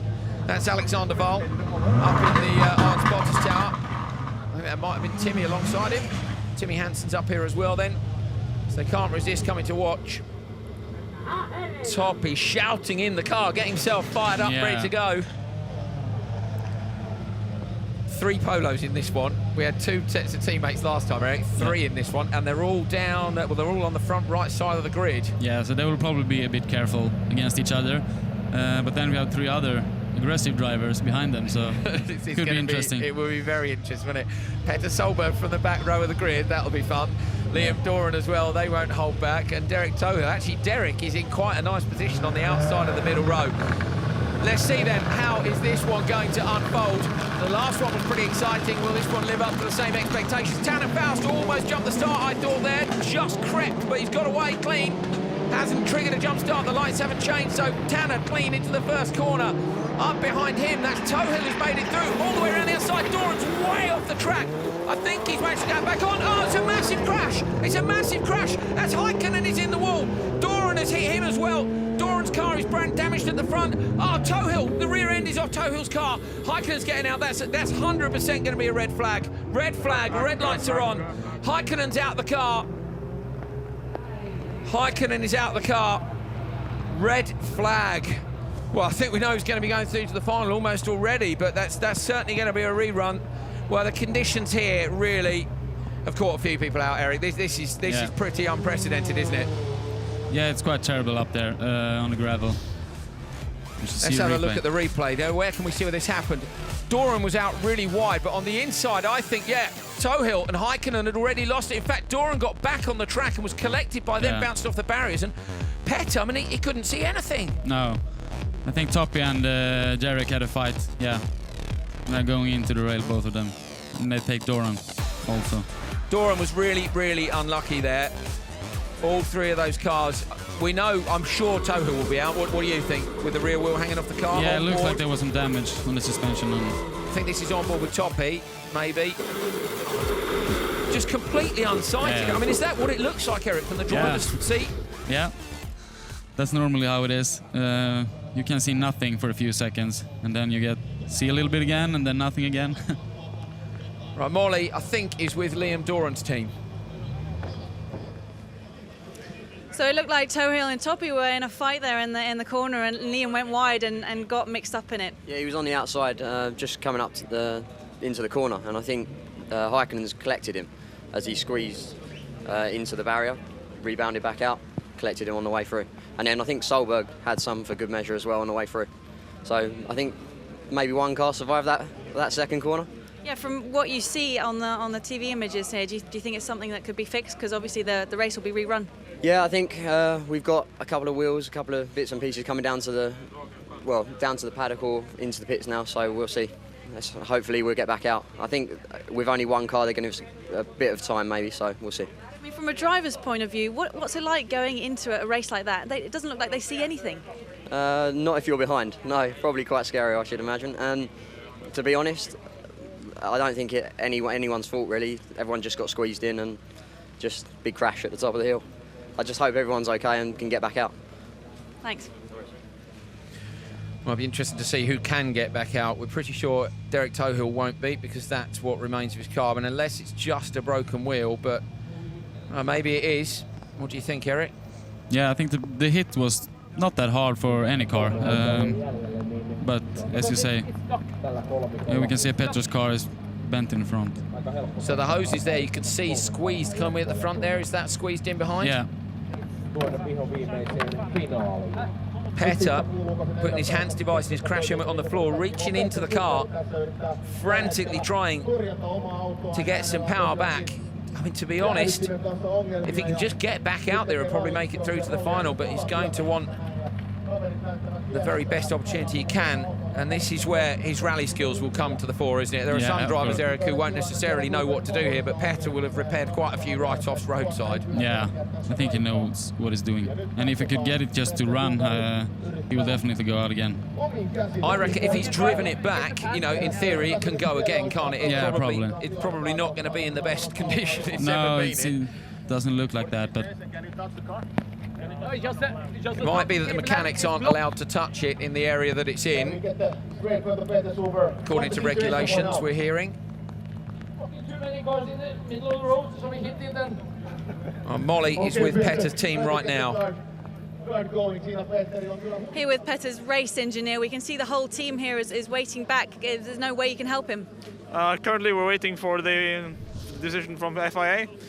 We hit the run in the back when he was breaking up because the accident in front of us, and not quite sure what happened in the car yet, but we'll wait for the final call. We can see Petter behind here working frantically on the car. What do you think he's doing? I think he's straightening out the front to relieve the intake air pipes and the intercooler, because if those are whole, there's no problem with the engine, only the bumper is damaged, and that means he can run the heat with full power. With a rerun, it looks like there's a few cars out as well, so Petter might have a good chance for the final if the car's okay. Of course, there's 3 cars that are out apparently, so we're automatically in the final.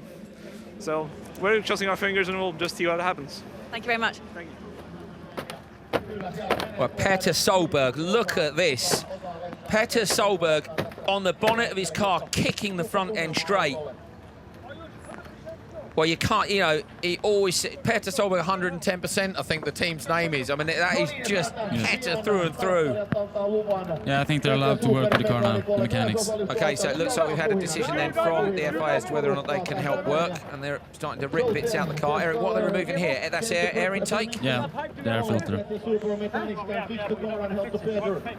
It looks like everything is pushed into the engine, so they just need to make everything clear. Tearing out anything that they don't need. He hasn't hit the wall. Oh my goodness, they're getting into the car. He's getting into the car and pushing out the bumper themselves, so they're trying to push out the front cross member as well. Live Rallycross RX going on to a completely new level. If this doesn't take you closer to the sport than anything else ever has, I'm staggered. This is just heartbreaking and fascinating in the same amount. Incredible stuff. Legs buried deep in the car. Heikkinen's car still buried deep in the bank. Tohill's being dragged onto the low loader, and whilst that is happening, Molly is having a chat with his team. The TV images, that was looking a bit awful. So have you spoken to Derek? Spoken to Derek, everything's okay. We're hoping it's only a wheel. We've been on to the lads to see if we can stick a wheel on it if he comes back quick enough. They said they might let us out. It looks like it's only a wheel with the accident. Derek says he's okay, so we'll see. We might get out yet. And what does he say happened? Don't know, it's just a mess up there. Nobody can see anything, there's so much dirt.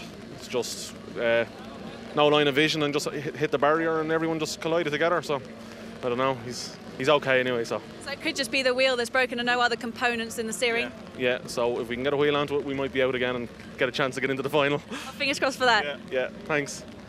Nice to see a few smiles down on the grid. Some people are still thinking positive, despite the fact that we've got a fair few wrecked cars out there. Petter and his team still trying to squeeze everything back in under the bonnet where it belongs. A bit of emergency surgery. We have a shovel.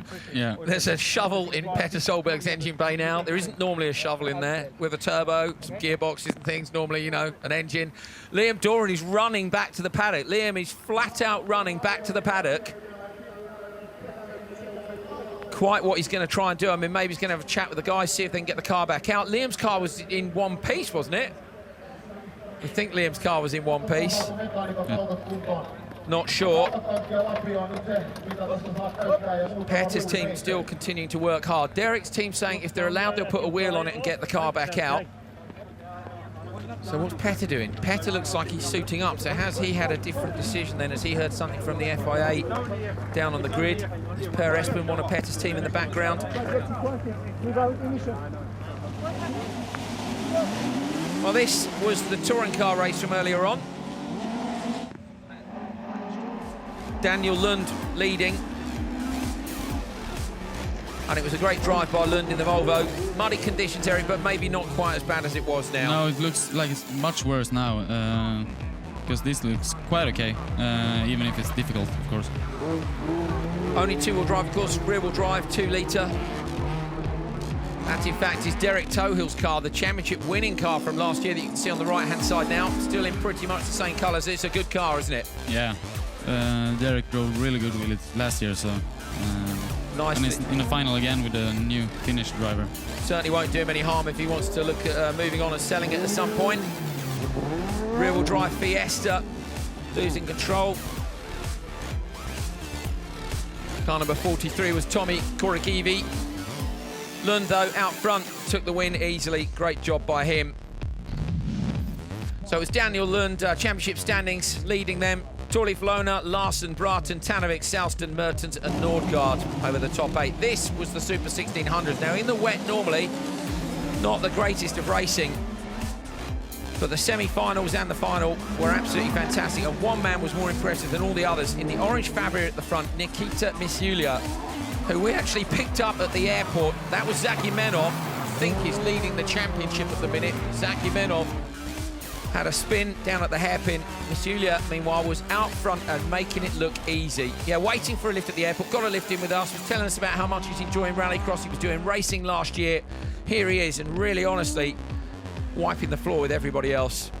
Fantastic, fantastic drive by him.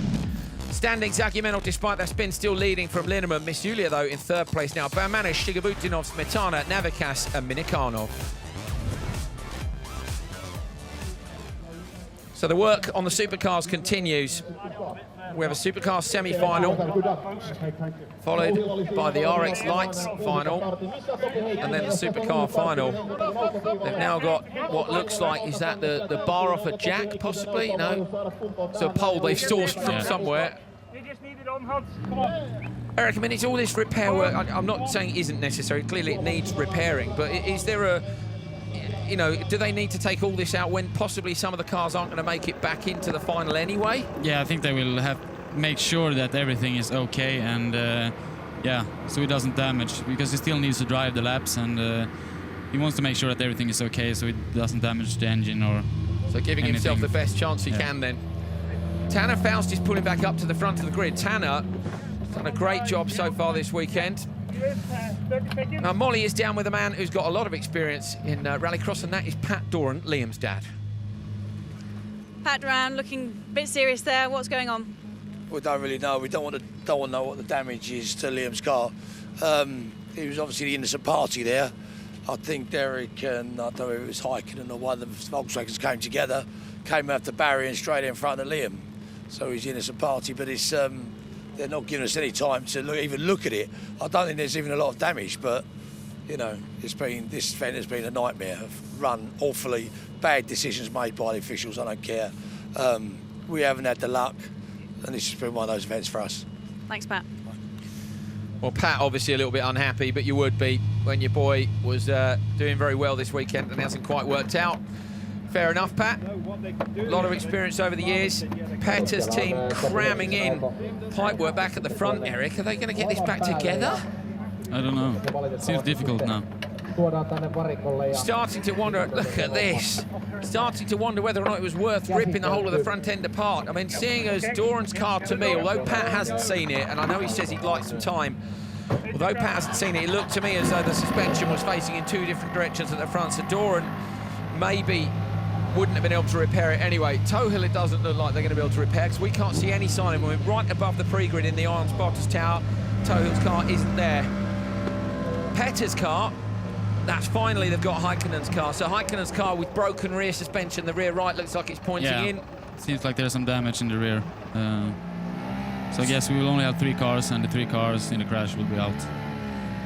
Well, if one of these doesn't make it through, I think they'll bump up the next highest finisher from, well, in theory, you bump up the next highest finisher from the semi-finals. This will be a new one for everyone if these 3 don't make it. And Petter, if he can make it round, will have, well, I'm losing my way just looking at the grid, trying to figure out exactly what's going on for myself. Petter, basically, they're lining up the front on the jump start sensor. It's hard to figure out which bit to line it up on, because nothing is straight on the front end of Petter's car. It looks like they didn't get everything back together, so I just think he will try to get around slow. And make it through. He'll have some time, won't he? That's what I was going to say a minute ago before I completely lost my way, being utterly fascinated by another 3-car semi-final. Solberg, if he can just get round, we'll have around 20 minutes to re-prep the car. Now, normally that's long enough for what, to refuel? Yeah, normally. So, but then I would think if they can get it back to the paddock, then they are a lot of people and they have all the tools. So then they should make it. If it works now and he get around and gets to the final, I think they will have the car 100% here. If the pipes aren't on tight on the front, is there any danger of ingesting mud or water in the front end there? Yeah, that's what I thought. Might be a problem. So I just think it will go very slow, not trying to get anything in the mud and water in the front. Right, here's the grid as it stands at the moment. Markland and Tanner on the front row. We did have Tohill in it, but he's not on the grid. And on the back row, Petter Solberg. Are they going to give Tohill time to come back? I don't think they are, personally, but we'll see. The ready-to-race board is at the front. The marshal stood there. They have got a man lined up ready to receive Tohill's car, look, on row 2. So are they going to let Tohill back out? I can't see where he is unless he's in the pre-grid area. Coming back round, we're being told that from the back of the spotters tower, Tohill's car is coming back round. So Tohill's car then, it seems, managed to make it back. He's being led in by one of our guys who goes to collect them, who's flat out on a moped with the headlights on in front of Derek Tohill. It's Henk de Winter, who's one of the members of the team here who helps run the events. He's just come around like Valentino Rossi on his moped, leading back Derek Tohill to get to the front of the grid. And Tohill, minus half the front bumper, is going to come and rejoin this one. So we have a 4-car race for 3 places in the final. It's unusual, but it's absolutely brilliant, isn't it? Yeah, and it will be more difficult for Petter now if the car is not working 100%. Sure. Tohill's been fast, isn't he? Yeah, of course. And Tohill's car seems to be fine. Maybe it was just the rim fell off. Although he doesn't seem to have reverse, Eric, which so there's you better hope he doesn't end up in a wall. Exactly. Trying to push Derek's car back. He's not in the correct grid slot. You can see where he's supposed to be. He's supposed to be 1 car to the right. Trying maybe to get it into neutral so they can push it back for him. The marshals are struggling. They haven't got any more grip than the drivers have out there. Leaning back, finally they're getting Tohill's car to go backwards. We can't tell, of course, in the impact, Eric, it's possible, isn't it, that something's moved and he can't clunk it into reverse? Yeah, maybe. Normally it shouldn't, but... this isn't normal, is it? No, this is not normal.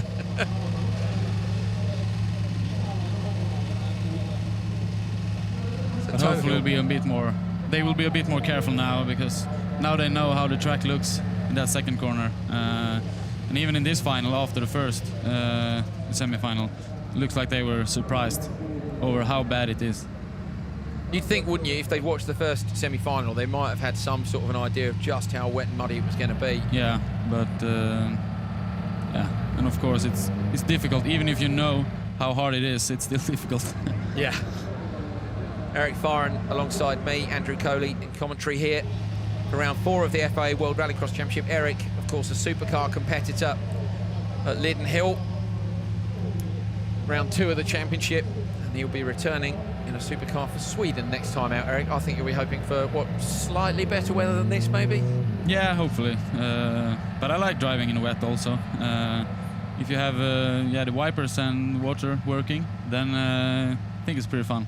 Pretty fun, okay, yeah, good. There's about 5-6 people out there now who maybe don't agree, but yeah, exactly. But there we go. So Tohill's car then is on the line at a slight angle. I think they're going to let it go on this occasion. We can see one of the starting crew at the side of the grid is gesticulating across, basically to say whether or not it's going to be allowed. I think the problem is that Tohill's car is forward over the jump start sensor. So look at the piece of wood they've got in underneath the front of the car of Tohill is lining up with 66. Okay, we've just heard 66 has either been Tohill did not get there under his own power, we're being told. So information coming in through our headsets to say that Tohill has not made it to the grid under his own power. So possibly he is now going to be disqualified from the semi-final. Well, the team don't look over the moon up here. What are they going to do? Are they going to let Tohill go and then disqualify him afterwards? You know, very, very unusual situation. Per Espen from Petter Solberg's team up in the spotters tower here. The spotters tower is literally overlooking the grid. We've probably got the best view we've had this year here of all the drama that's going on, and what a time to have it, because we haven't had more drama than this so far this year. Not ideal, of course, not the greatest of races when cars disappear. That's Alexander Wahl and his other half.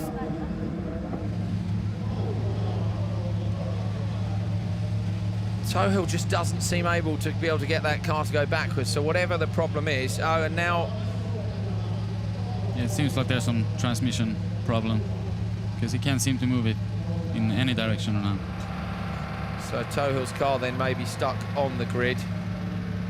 It's still running, you can see that from the exhaust. That's where the spotters are seeing. That is exactly what the spotters are seeing. We're at the far end on the left-hand side, a little bit nearer to the grid than they are. I've never seen anything like this. Tohill is getting out of the car. That is it. Tohill is getting out of the car. So Derek Tohill is definitely not going to take the start. That would be a relief for Petter Solberg, who sat at the back of the grid. The gloves are coming off. He's really disappointed. Great drive by him this weekend. I hope when Derek looks back at the results, he can take some confidence from the way he's driven. He's driven brilliantly, certainly on a par with the other supercar regulars. He's getting back in. Derek Tohill's getting back in the car.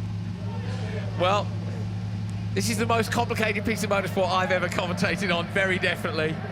We hope you're enjoying shovels in the engine bay and drivers getting in and out of the cars. We're going to stay with it, and we'll just see how this one pans out. Finally, semi-final number 2 of round 4 of the FIA World Rallycross Championship is going to get underway, but it looks like probably with only 3 cars. Are we having a thumbs up at the front of the grid? Tohill will be desperate to stay in. The other drivers will be desperate to understand what's going on. That is it. Tohill is out. Finally, he's out of the car. That is the decision made. So Tohill is out. His car isn't in the way of the rest of the grid. Tanner Faust on the front row with Anton Markland alongside him. They get away cleanly. Petter Solberg, I didn't think used the launch control there. Faust gets another great start. Shuts the door on Markland. Lovely, lovely job. Brilliant drive by Faust again. So, oh, look at Faust sideways in the first corner. Markland spun. He's going to end up in the bank. That is exactly the same place that Timmy Hansen and Tommy Heikkinen both ended up. And you can see Tanner almost lost it on the brakes himself, Eric. Yeah, there's no grip at all, it seems. So there's no wonder they crashed earlier. Because, you know, Anton doesn't have to push at all, but he still spun. You see also Tanner here. It's terrible. Really, really hard conditions, that long run. And look at the puddle on the inside of this corner. We've got standing water all over the track. The drivers will be on wets anyway. Tanner Jokers on the first lap just to get it out of the way. Maybe he's sitting in the mirror, so no, and that's it. He's come out in the lead. So Tanner now just has to get through 5 clean laps. But let's be honest, these are going to be 5 of the toughest laps he's ever driven. Yeah, probably. More cautious through turn 1, you think, Eric? Yeah, it's not pushing at all now, but it's still, yeah, still no grip. You know, he's riding over the track, you know, on a wet, yeah, so it's... Puddles everywhere, just standing water everywhere. Look at Petter Solberg. A guy who we wonder at his masterful car control at every event that he goes to, and even Petter struggled to keep this one on the road, just tiptoeing round. Even if he can catch up to the back of Faust, he's still got to take his joker lap. So I think Petter, with the whole of the front end of the car flapping around, is just desperate to try and get it round. Haven't seen anything of Markland. He is showing up on the timing screens, but I'm not sure. Yeah, Markland. Yeah, he is. There we are, Markland now.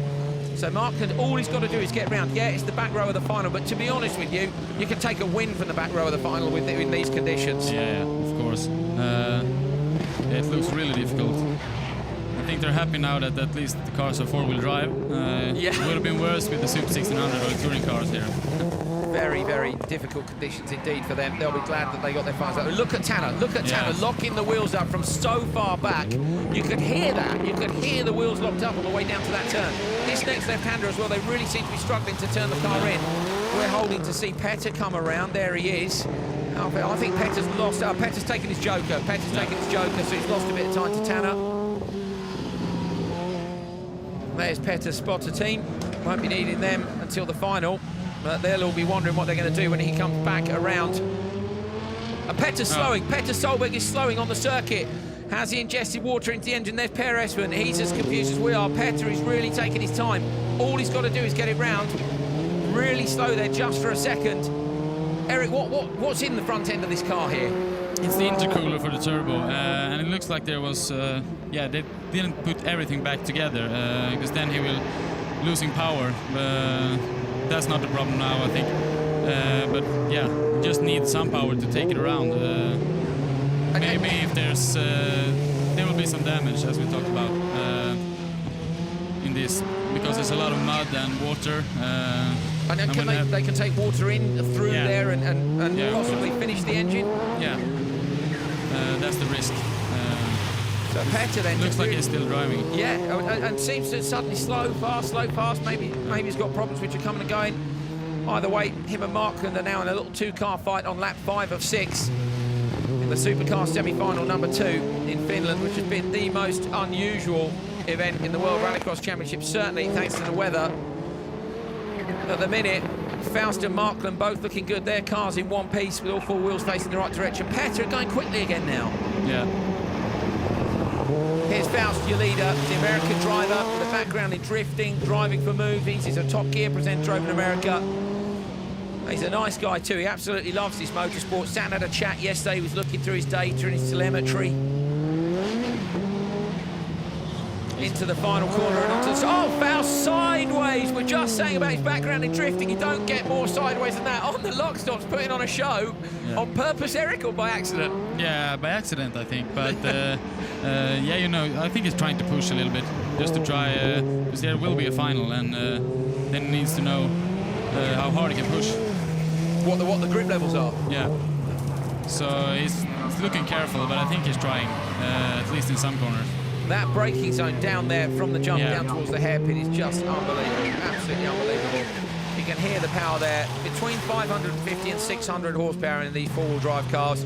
Right now, I think you'd be happy with about 180, to be honest. Yeah. Faust through the right-hander, which is second to last. He's just got that one corner where he was super sideways last time out to go. Much more sensible on the gas this time. Faust takes semi-final number 2, completely and utterly unchallenged. Anton Markland appears to be going medium fast. I said it's just the conditions. I don't think there's a problem, but we've lost. Petter's there as well. Petter's dropped back from him. I think Petter will make it round to the finish. Markland with just the one right-hander to go. Not going quite as quickly as he was before. Does appear that the car's still fast. It's got the power there when he needs it. Petter, just the right-hander to go. And he goes through in third. There you go, semi-final number 2. Well, they survived. That was all they needed to do. That was a race of attrition. Here's the result of semi-final number 2. Tanner Faust, Anton Markland and Petter Solberg go through to the final, which is going to be very, very tricky indeed. Liam Doran, Topi Heikkinen and Derek Tohill went out before the rerun had started. Molly is down with Petter Solberg's team. Petter made it through the semi-final. He slowed down a bit and then he picked up his pace a bit. Do you know what's going on, and will he make it to the final? Well, we played this safe. It was the only solution. We hadn't got a clue how far we had to go around the circuit. But we are not sure if we make it to the final. Our mechanics are working flat out now in the tent, so let's just hope. Not just driver flat out then, mechanics flat out now. Yeah, really. Thank you very much.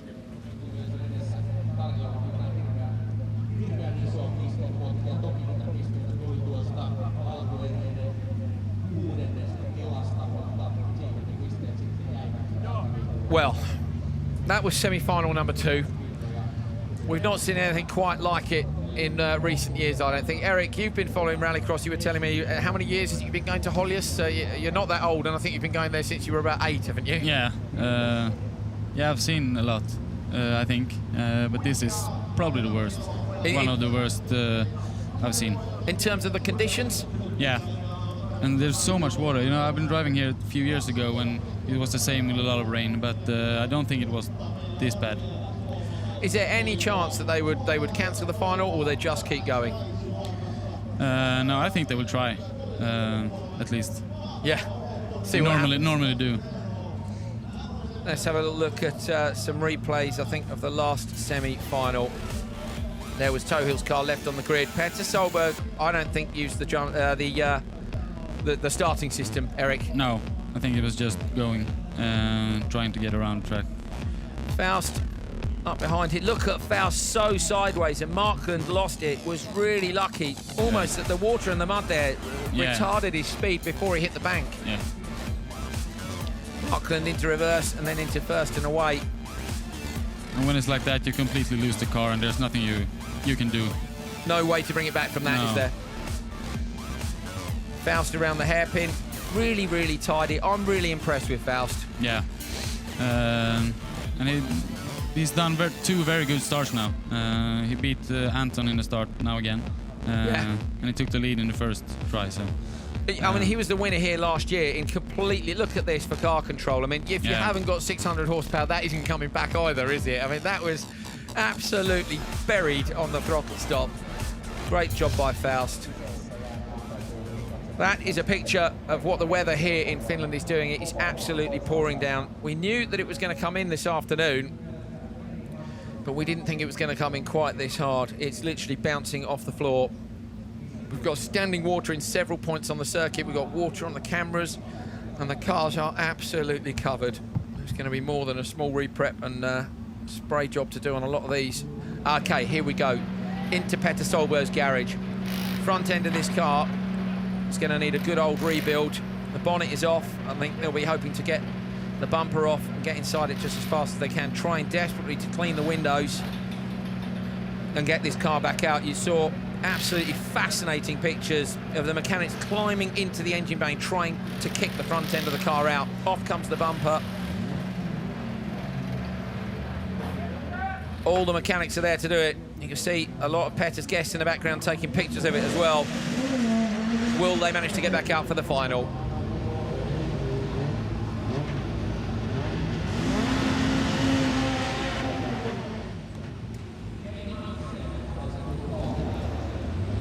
RX lights are up next. Four-wheel drive cars with about half the power, which I think is probably just about what you want in these conditions. The youngsters of Rallycross. Be interesting to see whether or not these guys are slightly more careful, Eric. I mean, the trouble is they're all so young, you know, and they all want to win. Yeah, of course. Will they take the careful approach, having seen, I mean, on pole, of course, we've got a Hansen, we've got Kevin Hansen on pole. Surely he's going to be a very thinking driver? Yeah, of course. And they have seen two semi-finals now, or at least their team and their spotters.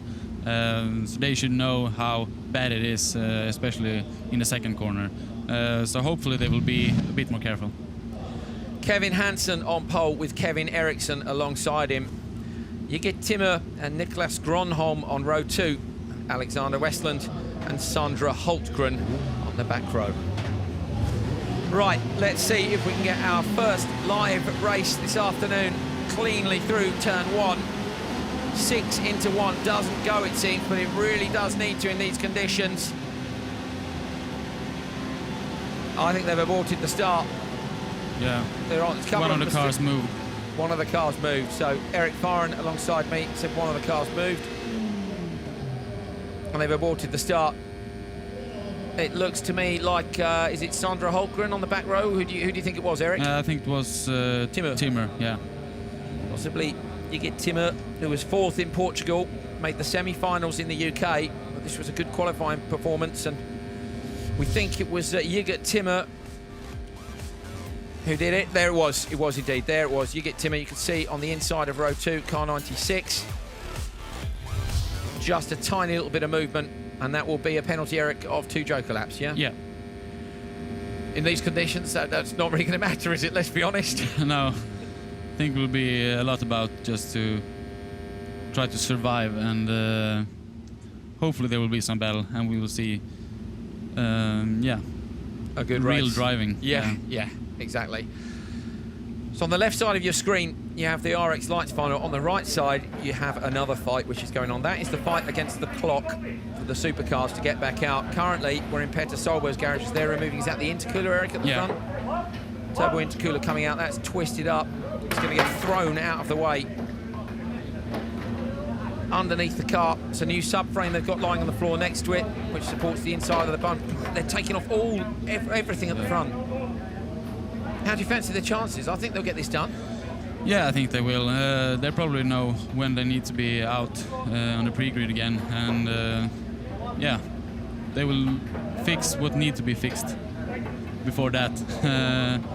But maybe it's not perfect or 100%, but I think we'll make it out. Fingers crossed for Petter Solberg. On our RX Lights grid, we had a jump start. That's why that race has been held. And Petter's team will be pleased about that, because it's just given them an extra minute, maybe an extra 2 minutes, as they reset all the jump start sensors. 12 centimetres is the gap between the sensor and the car. And Timmer has obviously, Jigit Timmer, that is, has obviously tripped it. I haven't seen him being shown the 2 times joker board, but we might have been looking at Petter at the time. Run through the runners in this one for you. Okay, not going to have the chance as the drivers are getting ready to go. The marshals are out of the way. Are they going to get away cleanly this time? Kevin Hansen on the left, Kevin Eriksson on the right. They're away this time. It's a good start from Kevin Hansen. He gets good grip, moves out to take the correct line. Behind him, I think Kevin Eriksson's going to get into turn 1 second. He does, out over the gravel. You get Timmer. This is where we've had so many problems, and we've got a spin already off into the inside. That is Sandra Holmgren. Thank you, Eric. Sandra Holmgren has gone off on the inside. Kevin Eriksson has been picked up there, I think, by Jigit Timmer. Kevin Hansen is out in front. Yeah, it looks very difficult. Very difficult. And especially when they go on the outside there, it's probably even worse, we can see. Sandra Holmgren looks like she's got the car going again. Eric, what's the background of most of these guys, and how old are they? I mean, what have they done before? Yeah, I think they're between 16 and 20, most of them. And they've been doing maybe junior rallycross in their national countries, or maybe some folk race, as we have in Scandinavia, which is a cheaper type of rallycross. So they'll have some experience at least of driving in conditions like this, but this is possibly going to be their trickiest conditions ever. There is that Sandra Holmgren's car? Yeah. But she's perfectly out of the way, that's good news. So Holmgren's car is out of the way. Kevin Hansen is leading. Eric, you followed quite carefully, and we're looking again at the right-hand side at Petter's team getting ready for the Supercar final. On the left-hand side, Kevin Hansen, there we are. Is that Sandra? I think it is. Yeah. Our first female driver who made it through to an RX Lights final. Unfortunately, it didn't last very long. Yeah, Eric, you followed Kevin very carefully. Obviously, you were a part of the Hansen team last year. I've been following what he's up to, but he's doing a fair bit this year in the RX Light. Yeah, he's doing the Swedish RX Light Championship, and now that he has turned 16 years old, he's able to do these international events also. So this is actually his first event in the World Rallycross Championship. So for him, if he gets a win here, he's going to be over the moon, isn't it? And it might take away a bit of the misery from the Hansen squad as well. Wouldn't it be nice for them to go away with at least Kevin having got a decent result? Now this other Kevin, this is Kevin Eriksson. Him and Kevin Hansen have been having some great fights at home. Yeah, they're fighting, and they're first and second in the Swedish Championship right now. and they're good friends also. Fighting on track and good friends off the track, so it's good to see them. What's it like racing a friend? I mean, you must have had some mates in rallycross over the years. You know, can you have friends, or you know, are they just, you know, what do you do when you come head to head? Yeah, I think on the track you're not really thinking about it. At least I didn't. So on the track, basically, you have no friends, but it's just another car. Yeah, so just cars. But yeah, of course, maybe you think about it a little bit. Hopefully. Petter Solberg on the right-hand side of your screen, leaning in for a look into the front of his car. He's not getting stuck in like he was. Look at the look on his face, so you can see Petter. Oh, that's Westland. Westland is out. Westland manages to drag his car off the track, which is fantastic news for the Supercar final. That'll mean that can get underway a bit sooner. That's very gentlemanly driving from Westland, pulling the car off the circuit. We know they've got one more to recover from out of a bank. It's not unusual for this afternoon. The marshals have been worked very, very hard indeed, but Kevin Hansen is marching his way to what's looking like it's going to be a pretty easy victory. Timur, has he got to do a second joker lap or not? We didn't see whether or not he had a penalty joker lap to do. We think maybe not, but either way the start was aborted. Kevin Eriksson slots out. Everybody has taken their joker laps now, so Kevin Eriksson is behind Niklas Gronholm. So Marcus Gronholm's son, Niklas Gronholm, at the front of your picture there, is currently in a podium position. I'm sure Marcus will be pleased with that. Great to see the World Rally Champion here, but it's a shame to see that he doesn't want to compete anymore. I'd love to have seen him come back out, Eric. Yeah. I've seen him do some rallycross, and he's a very good driver. It would be nice to see him. Tommy Mäkinen's another one I'd like to see while we're in Finland. It would be great to see him come out and have a crack at it, wouldn't it? 4 cars left in the RX Lights final. Ooh, Kevin Eriksson managing to hold on there to a bit of a tank slapper. A left and a right. He's pushing hard to try and keep up with Niklas Gronholm. Don't know if he's going to get the chance to take him. He's not. Final lap for Hansen. He's just got to get it through. This is the very, very slippery section. Kevin Hansen, younger brother of Timmy Hansen. Son, of course, Susan and Kenneth Hansen. We see how clean the car is, and the big advantage of being first. Yeah. So the start was very crucial here. And he did a brilliant job, didn't he? Absolutely brilliant job. Four-wheel drive, of course, the RX Lights. It's a space frame chassis, only weighs 1,100 kilos, including the driver, and 310 horsepower. So just over half the horsepower of a supercar. But Kevin Hansen is coming out of the second to last corner, and he's going to be very, very pleased indeed. Kevin Hansen comes around the right-hander, which marks the end of his race, and his first race win in RX Lights in Rallycross RX, his debut here. Absolutely fantastic job by him. We know the young man will be extremely pleased. Second place was Jürgen Timmer, and third is Niklas Gronholm. So Marcus Gronholm's son, Kevin Hansen, donuts up at the far end of the circuit. He's chosen the most slippery part.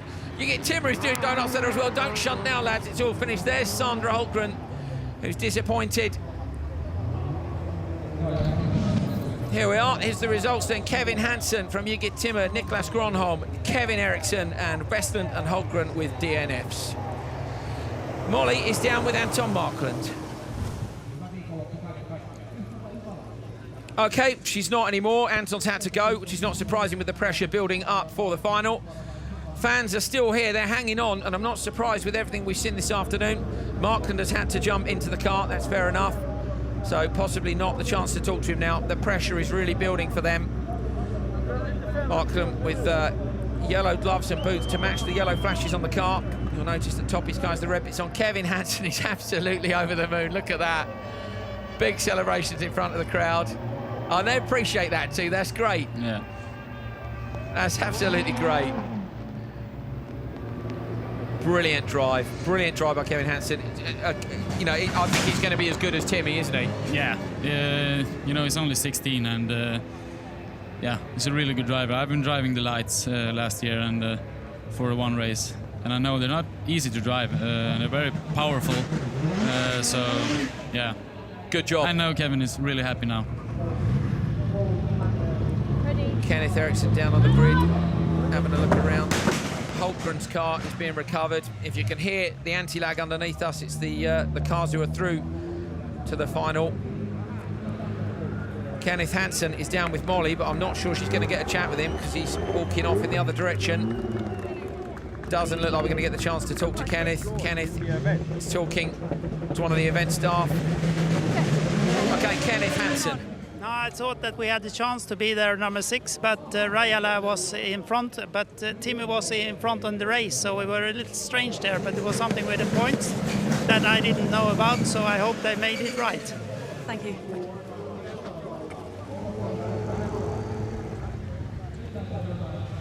Here is the grid lineup for the final of Supercars. That looks like Rajala, who's pulling onto the back of the grid.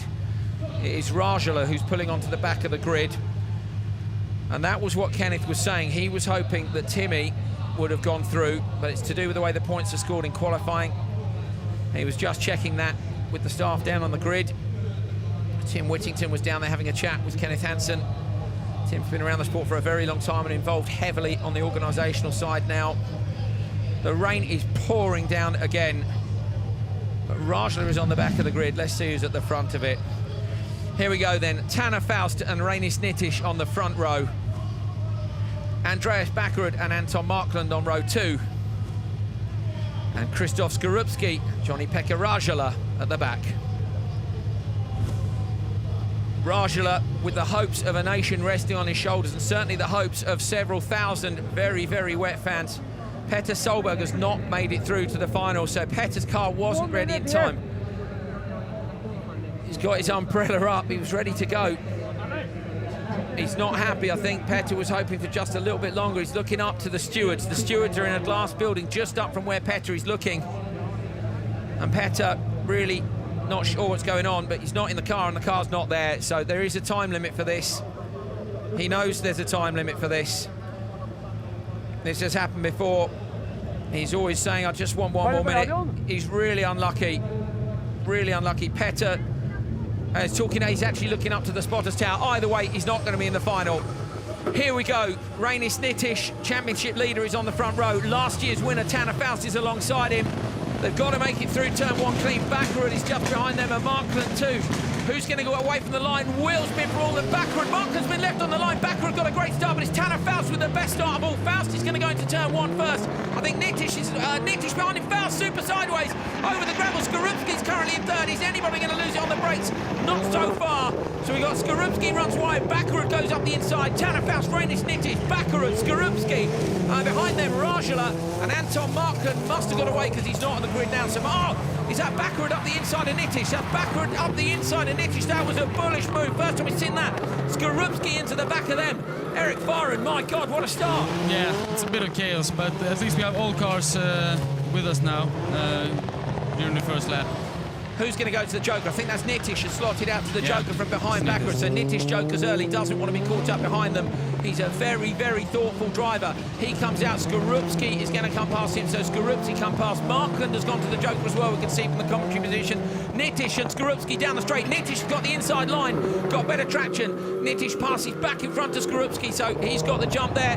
Rajala has pulled over on the straight. You can't see it, we can. Rajala has pulled over on the straight. Tanner Faust gets the Monster Energy Supercharge Award for being first into turn 1. Yeah, it'll be perfect start for Tanner Faust again. Yeah, brilliant. How does he do it? I don't know, but he had two starts, you know, in the semi-final with the restart. Maybe he tried and found something perfect. Great job by Tanner then. Managed to get the settings right. He leads from Backerud. Both those guys need to Joker. Backerud is hoping to get as close as he can to the back. Tanner just with a little bit of a front-end slide as he came through the right-hander towards the end of the lap. Behind them, Skorupski has dropped behind Nitish. Nitish has jokered and he's closing down the gap as best he can on the leaders. Yeah, Nitish is in a very good position, actually. So if he puts in a few very fast laps now and catching Andreas, he can... maybe get past him. Maybe get past him when Backerud goes for his Joker. So Backerud, and we're looking at the gaps now. Eric Fahren's looking at the timing screen here. Nitish tiptoes his way down to the hairpin, trying to turn it in. Maybe a little nip on the handbrake. Rajala is still going. He's past the commentary position where we are, but he's a long, long way back. Faust is continuing to lead. The American driver who won here last year, he'd be the first person to admit he was slightly lucky last year when Petter's steering broke, but if he wins here, he's earned it big time. Tanner Faust through the last corner. Underneath commentary, you can see him at the back of your picture now. Backerud behind him, Nitish in third. Nitish continues to chase. Rajala is off the track somewhere. Rajala has left the track down at turn 1, so he's gone Faust has 3 laps to go. Little bit quick into turn 1. Great save, Eric. Yeah, great driving. He's got so much car control. And I think it will be hard to catch him now. He has a clear windscreen, and seems like he's the fastest driver here in the wet. Skorupski 11.4 seconds back from the lead. So Skorupski, whatever's happened to him, doesn't look like he's able to keep up the pace anymore. I think we're on board here with Nitish looking forward. Backward, there we are indeed. Nitish coming around. So, okay, here we go. Tanner Faust has gone to the Joker lap. Faust Jokers now. Backward coming around the outside. If Faust comes out in front, this is pretty much job done. It is. Faust is out in front. 2 laps to go. 1 lap to go. 2, I think. Yeah. 2 Lap 4 out of 6 at the top of the screen. That'll click to 5. It is. So he's still got 2 laps to do. So the battle here then, Eric. Backward and Nitish, I think. It looks to me like Nitish is catching Backward a bit. So I think we will overtake him when Backward has to go through the Joker. Absolutely brilliant final so far. Tanner Faust leading. Backwards behind him, but Backward hasn't jokered. Back from him is Nitish, 1.2 and 3.1. So Nitish is 1.9 back. Nitish is... And that, what difference would it make in the wet? The Joker lap would be even slower? No, I think it's probably the same. Probably around the same. It looks like Backward is struggling now. Backward goes to the Joker lap. Backward into the Joker lap. Faust around the outside. Nitish is on the outside of your picture now. Teammates about to merge. One of them leads the World Championship. Nitish comes around the outside. Oh, nearly contact between them. Backward is wide. Nitish can't get the traction. I really thought Nitish was going to do that, but he hasn't managed to. He's got to be sensible here now, Nitish. It's better, I think, to hold third and hold the lead in the World Championship, Eric. Yeah, of course. And it's his teammate also, so I think we'll be careful and just bring home the 3rd place. And Backward had a big advantage on the inside when he exited Joker there. Earlier on in the race, Nitish managed to do Skorupski, didn't he? When the positions were the same, but somehow Backward got better traction. Yeah, of course. It's all about this man, though, the American driver Tanner Faust. He comes across here for occasional outings. He's been across here for pretty much whole championships in the past, not quite. We'd love to see him full-time in the World Rallycross Championship because he is going to become the 4th different winner in 4 events. It's Tanner Faust who wins in Finland for the 2nd year in a row. Our 4th different winner. What a final. 2nd place goes to Andreas Backward. 3rd place to Reinis Nitish. The leader of the World Rallycross Championship manages to take a haul of points here as well.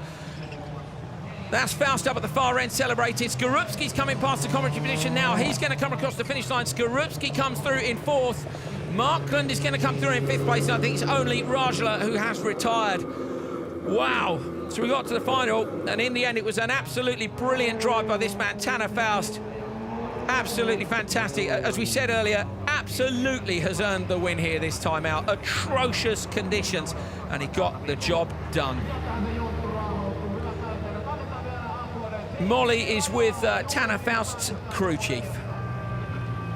Fantastic win yet again for Tanner Faust here in Finland. You look so pleased. Oh yeah, I'm so happy with it. I was already happy that he was escaping the big crash in the semi-final, but it couldn't be better like it was now today. We are so happy for him. Really, he deserves it. Thank you very much. You're welcome. He definitely does deserve it. Tanner Faust doing a Petter Solberg and an Andreas Backward. Everyone, yes, yes, yes, Tanner. Job done. Great drive, absolutely great drive. Not that, you know, we've seen racing with more passes, but the respect is for the conditions, Eric. Yeah. Here's the result. Tanner Faust with the win. 8 championship points for him for that. Backward and Nitish in 2nd and 3rd. Skorupski in 4th. Markland 5th. And Johnny Pekki Rajala with a DNF.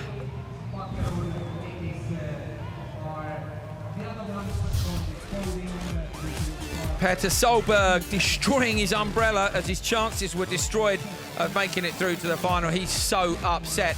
Away from the line, Tanner Faust just got the most unbelievable start, Eric. Yeah, perfect start again. He took both the start in the semi, and now maybe a little bit too quick into the first corner there, but here, you know, he has so much car control and he saved that very good. Skorupski ran a little bit wide down there, lost a couple of places, but they had a few fights in between them. Faust with the only clean car out there. That was Backward going at the inside of Nitish and then running a little bit wide. A bit of pushing, but again, very good teamwork from the Ford team. And that was Rajala and Markland. I think I missed that with the excitement that was going on with the cars in front of them. This was Skorupski and Nitish. So much mud. Great drive by Skorupski. Probably not the result he wanted in the final, but he hadn't made it through to the semis and he made it through to the final today. So a massive step. Yeah, very impressive. Final corner, that was where Bakker had got past Nittish. Had another lap or so to go, but Nittish couldn't come back. And Tanner Faust was just out in clean air with a clean car at the front and became the 4th winner in 4 events. Absolutely fantastic job by the American driver. He won here last year with a spot of luck. He won here this year with a huge amount of talent.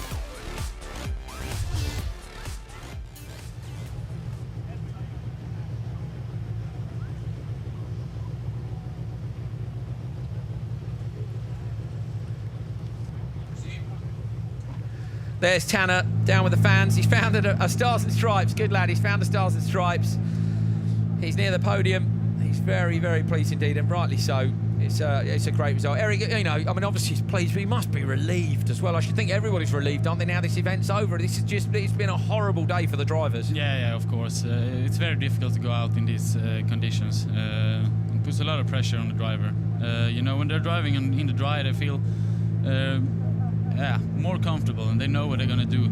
This is more like a lottery, and yeah, it's just difficult in many ways. Tanner Faust and Andreas Bakker down in the holding area, waiting to head up onto the podium.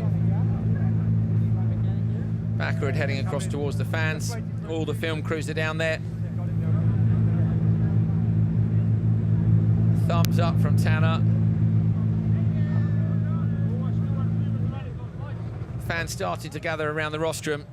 I'm sure some of them will go down there. I think some will head straight for home. It really is raining hard here.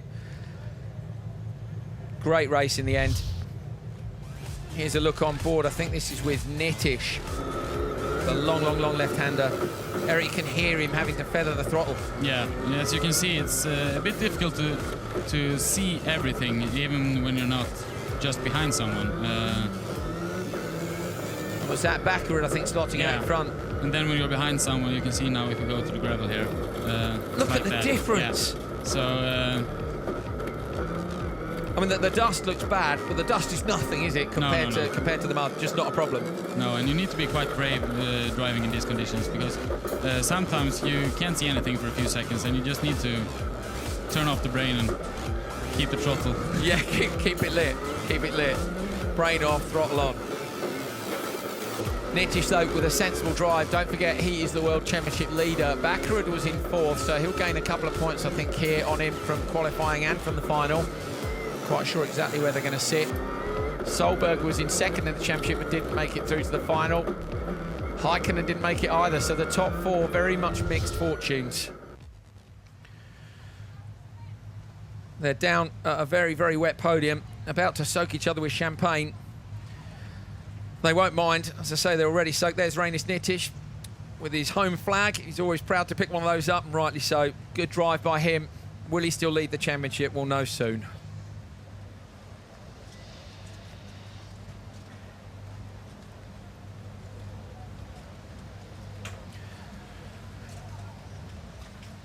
And Molly is down in the winner's enclosure with Tanner Faust.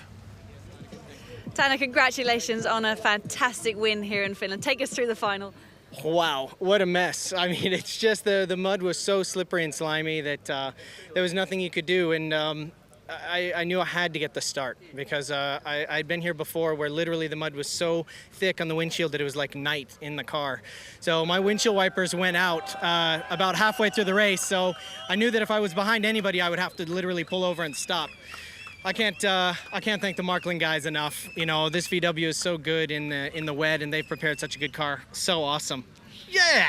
Thanks so much. Enjoy the podium. Thank you. Well, Tanner's pleased, isn't he? He's got to go because the other two are up on the podium already.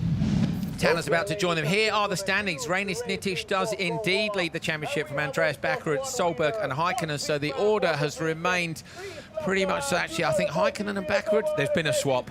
It's a complicated situation at the top, but Reinis Nittish has extended his lead. Great job by him. Team standings, another good event for Ford Olsberg's MSC. They top the standings. Decent result for VW here, not so good for Peugeot. Huge driving, good driving. Here is the podium then, your top 3. Reinis Nittish in 3rd place with the Latvian flag up on the podium with him, picks up his trophy. And the prize is giving Juhani Pakari, chairman of the board, AKK Sport. Second place then is Andreas Bakkerud. He'll be pretty chuffed with that as well. Straight from Norway, clap your hand for Bakkerud was on the podium, of course, in Portugal. He had a second. He was the winner in the UK. Not a great event in Norway. Just couldn't find his confidence, and he'll be glad to be back up there with the top three. But it's all about this man, Tanner Faust, the winner here of round 4 of the FIA World Rallycross Championship, with a brilliant, brilliant drive in such tricky conditions. Fantastic job, Tanner Faust. And the prize is giving Jari Larikka, chairman of the Kouvola City Board.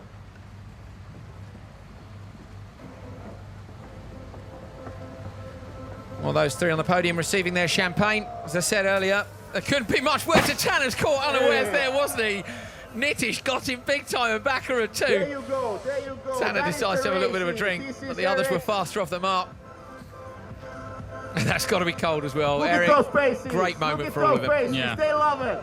And I see there's a lot of Latvian fans for Nitish here in Finland. Look great. Yeah, look at the flags. Lovely to see. So nice podium. Tanner Faust, thumbs up, really pleased. Also, of course, winner of the Monster Energy Supercharge Award. We have one winner also. All the guys are up there on the podium together to have a little group photo. Winner, the biggest winner of all is Tanner Faust! Double winner! What a Great job. Great job. Smiles all round. Monster Energy Supercharge Award. There it is, Monster Energy Supercharge Award. That's for being first down into the first corner. And despite it being a rival energy drink, Tanner will be pleased to have gone first into it. Good sense of humour from him too. Really great addition to the championship. I'd love to see him or Ken Block over here a bit more, Eric. Yeah, and I think they're looking into it. They probably do, because they have both been here now and doing good results, and I think they like the championship. Who wouldn't like a championship like this? We've got such wonderful, wonderful tracks. My thanks to Eric Farren for being up here in commentary with us today. Eric, we wish you the best of luck for Hollywood. You're looking forward to it? Yeah, very much. Thank you. No worries. Be commentating on Eric next time out. Andrew Jordan will be joining me in the commentary box next week in Sweden. Of course, it's literally 7 days' time. We'll be repeating this, and 7 days after that, we'll be going to Belgium. So 3 events, a quarter of the championship taking place over just 14 days. High five between Nitish and Bakkerud.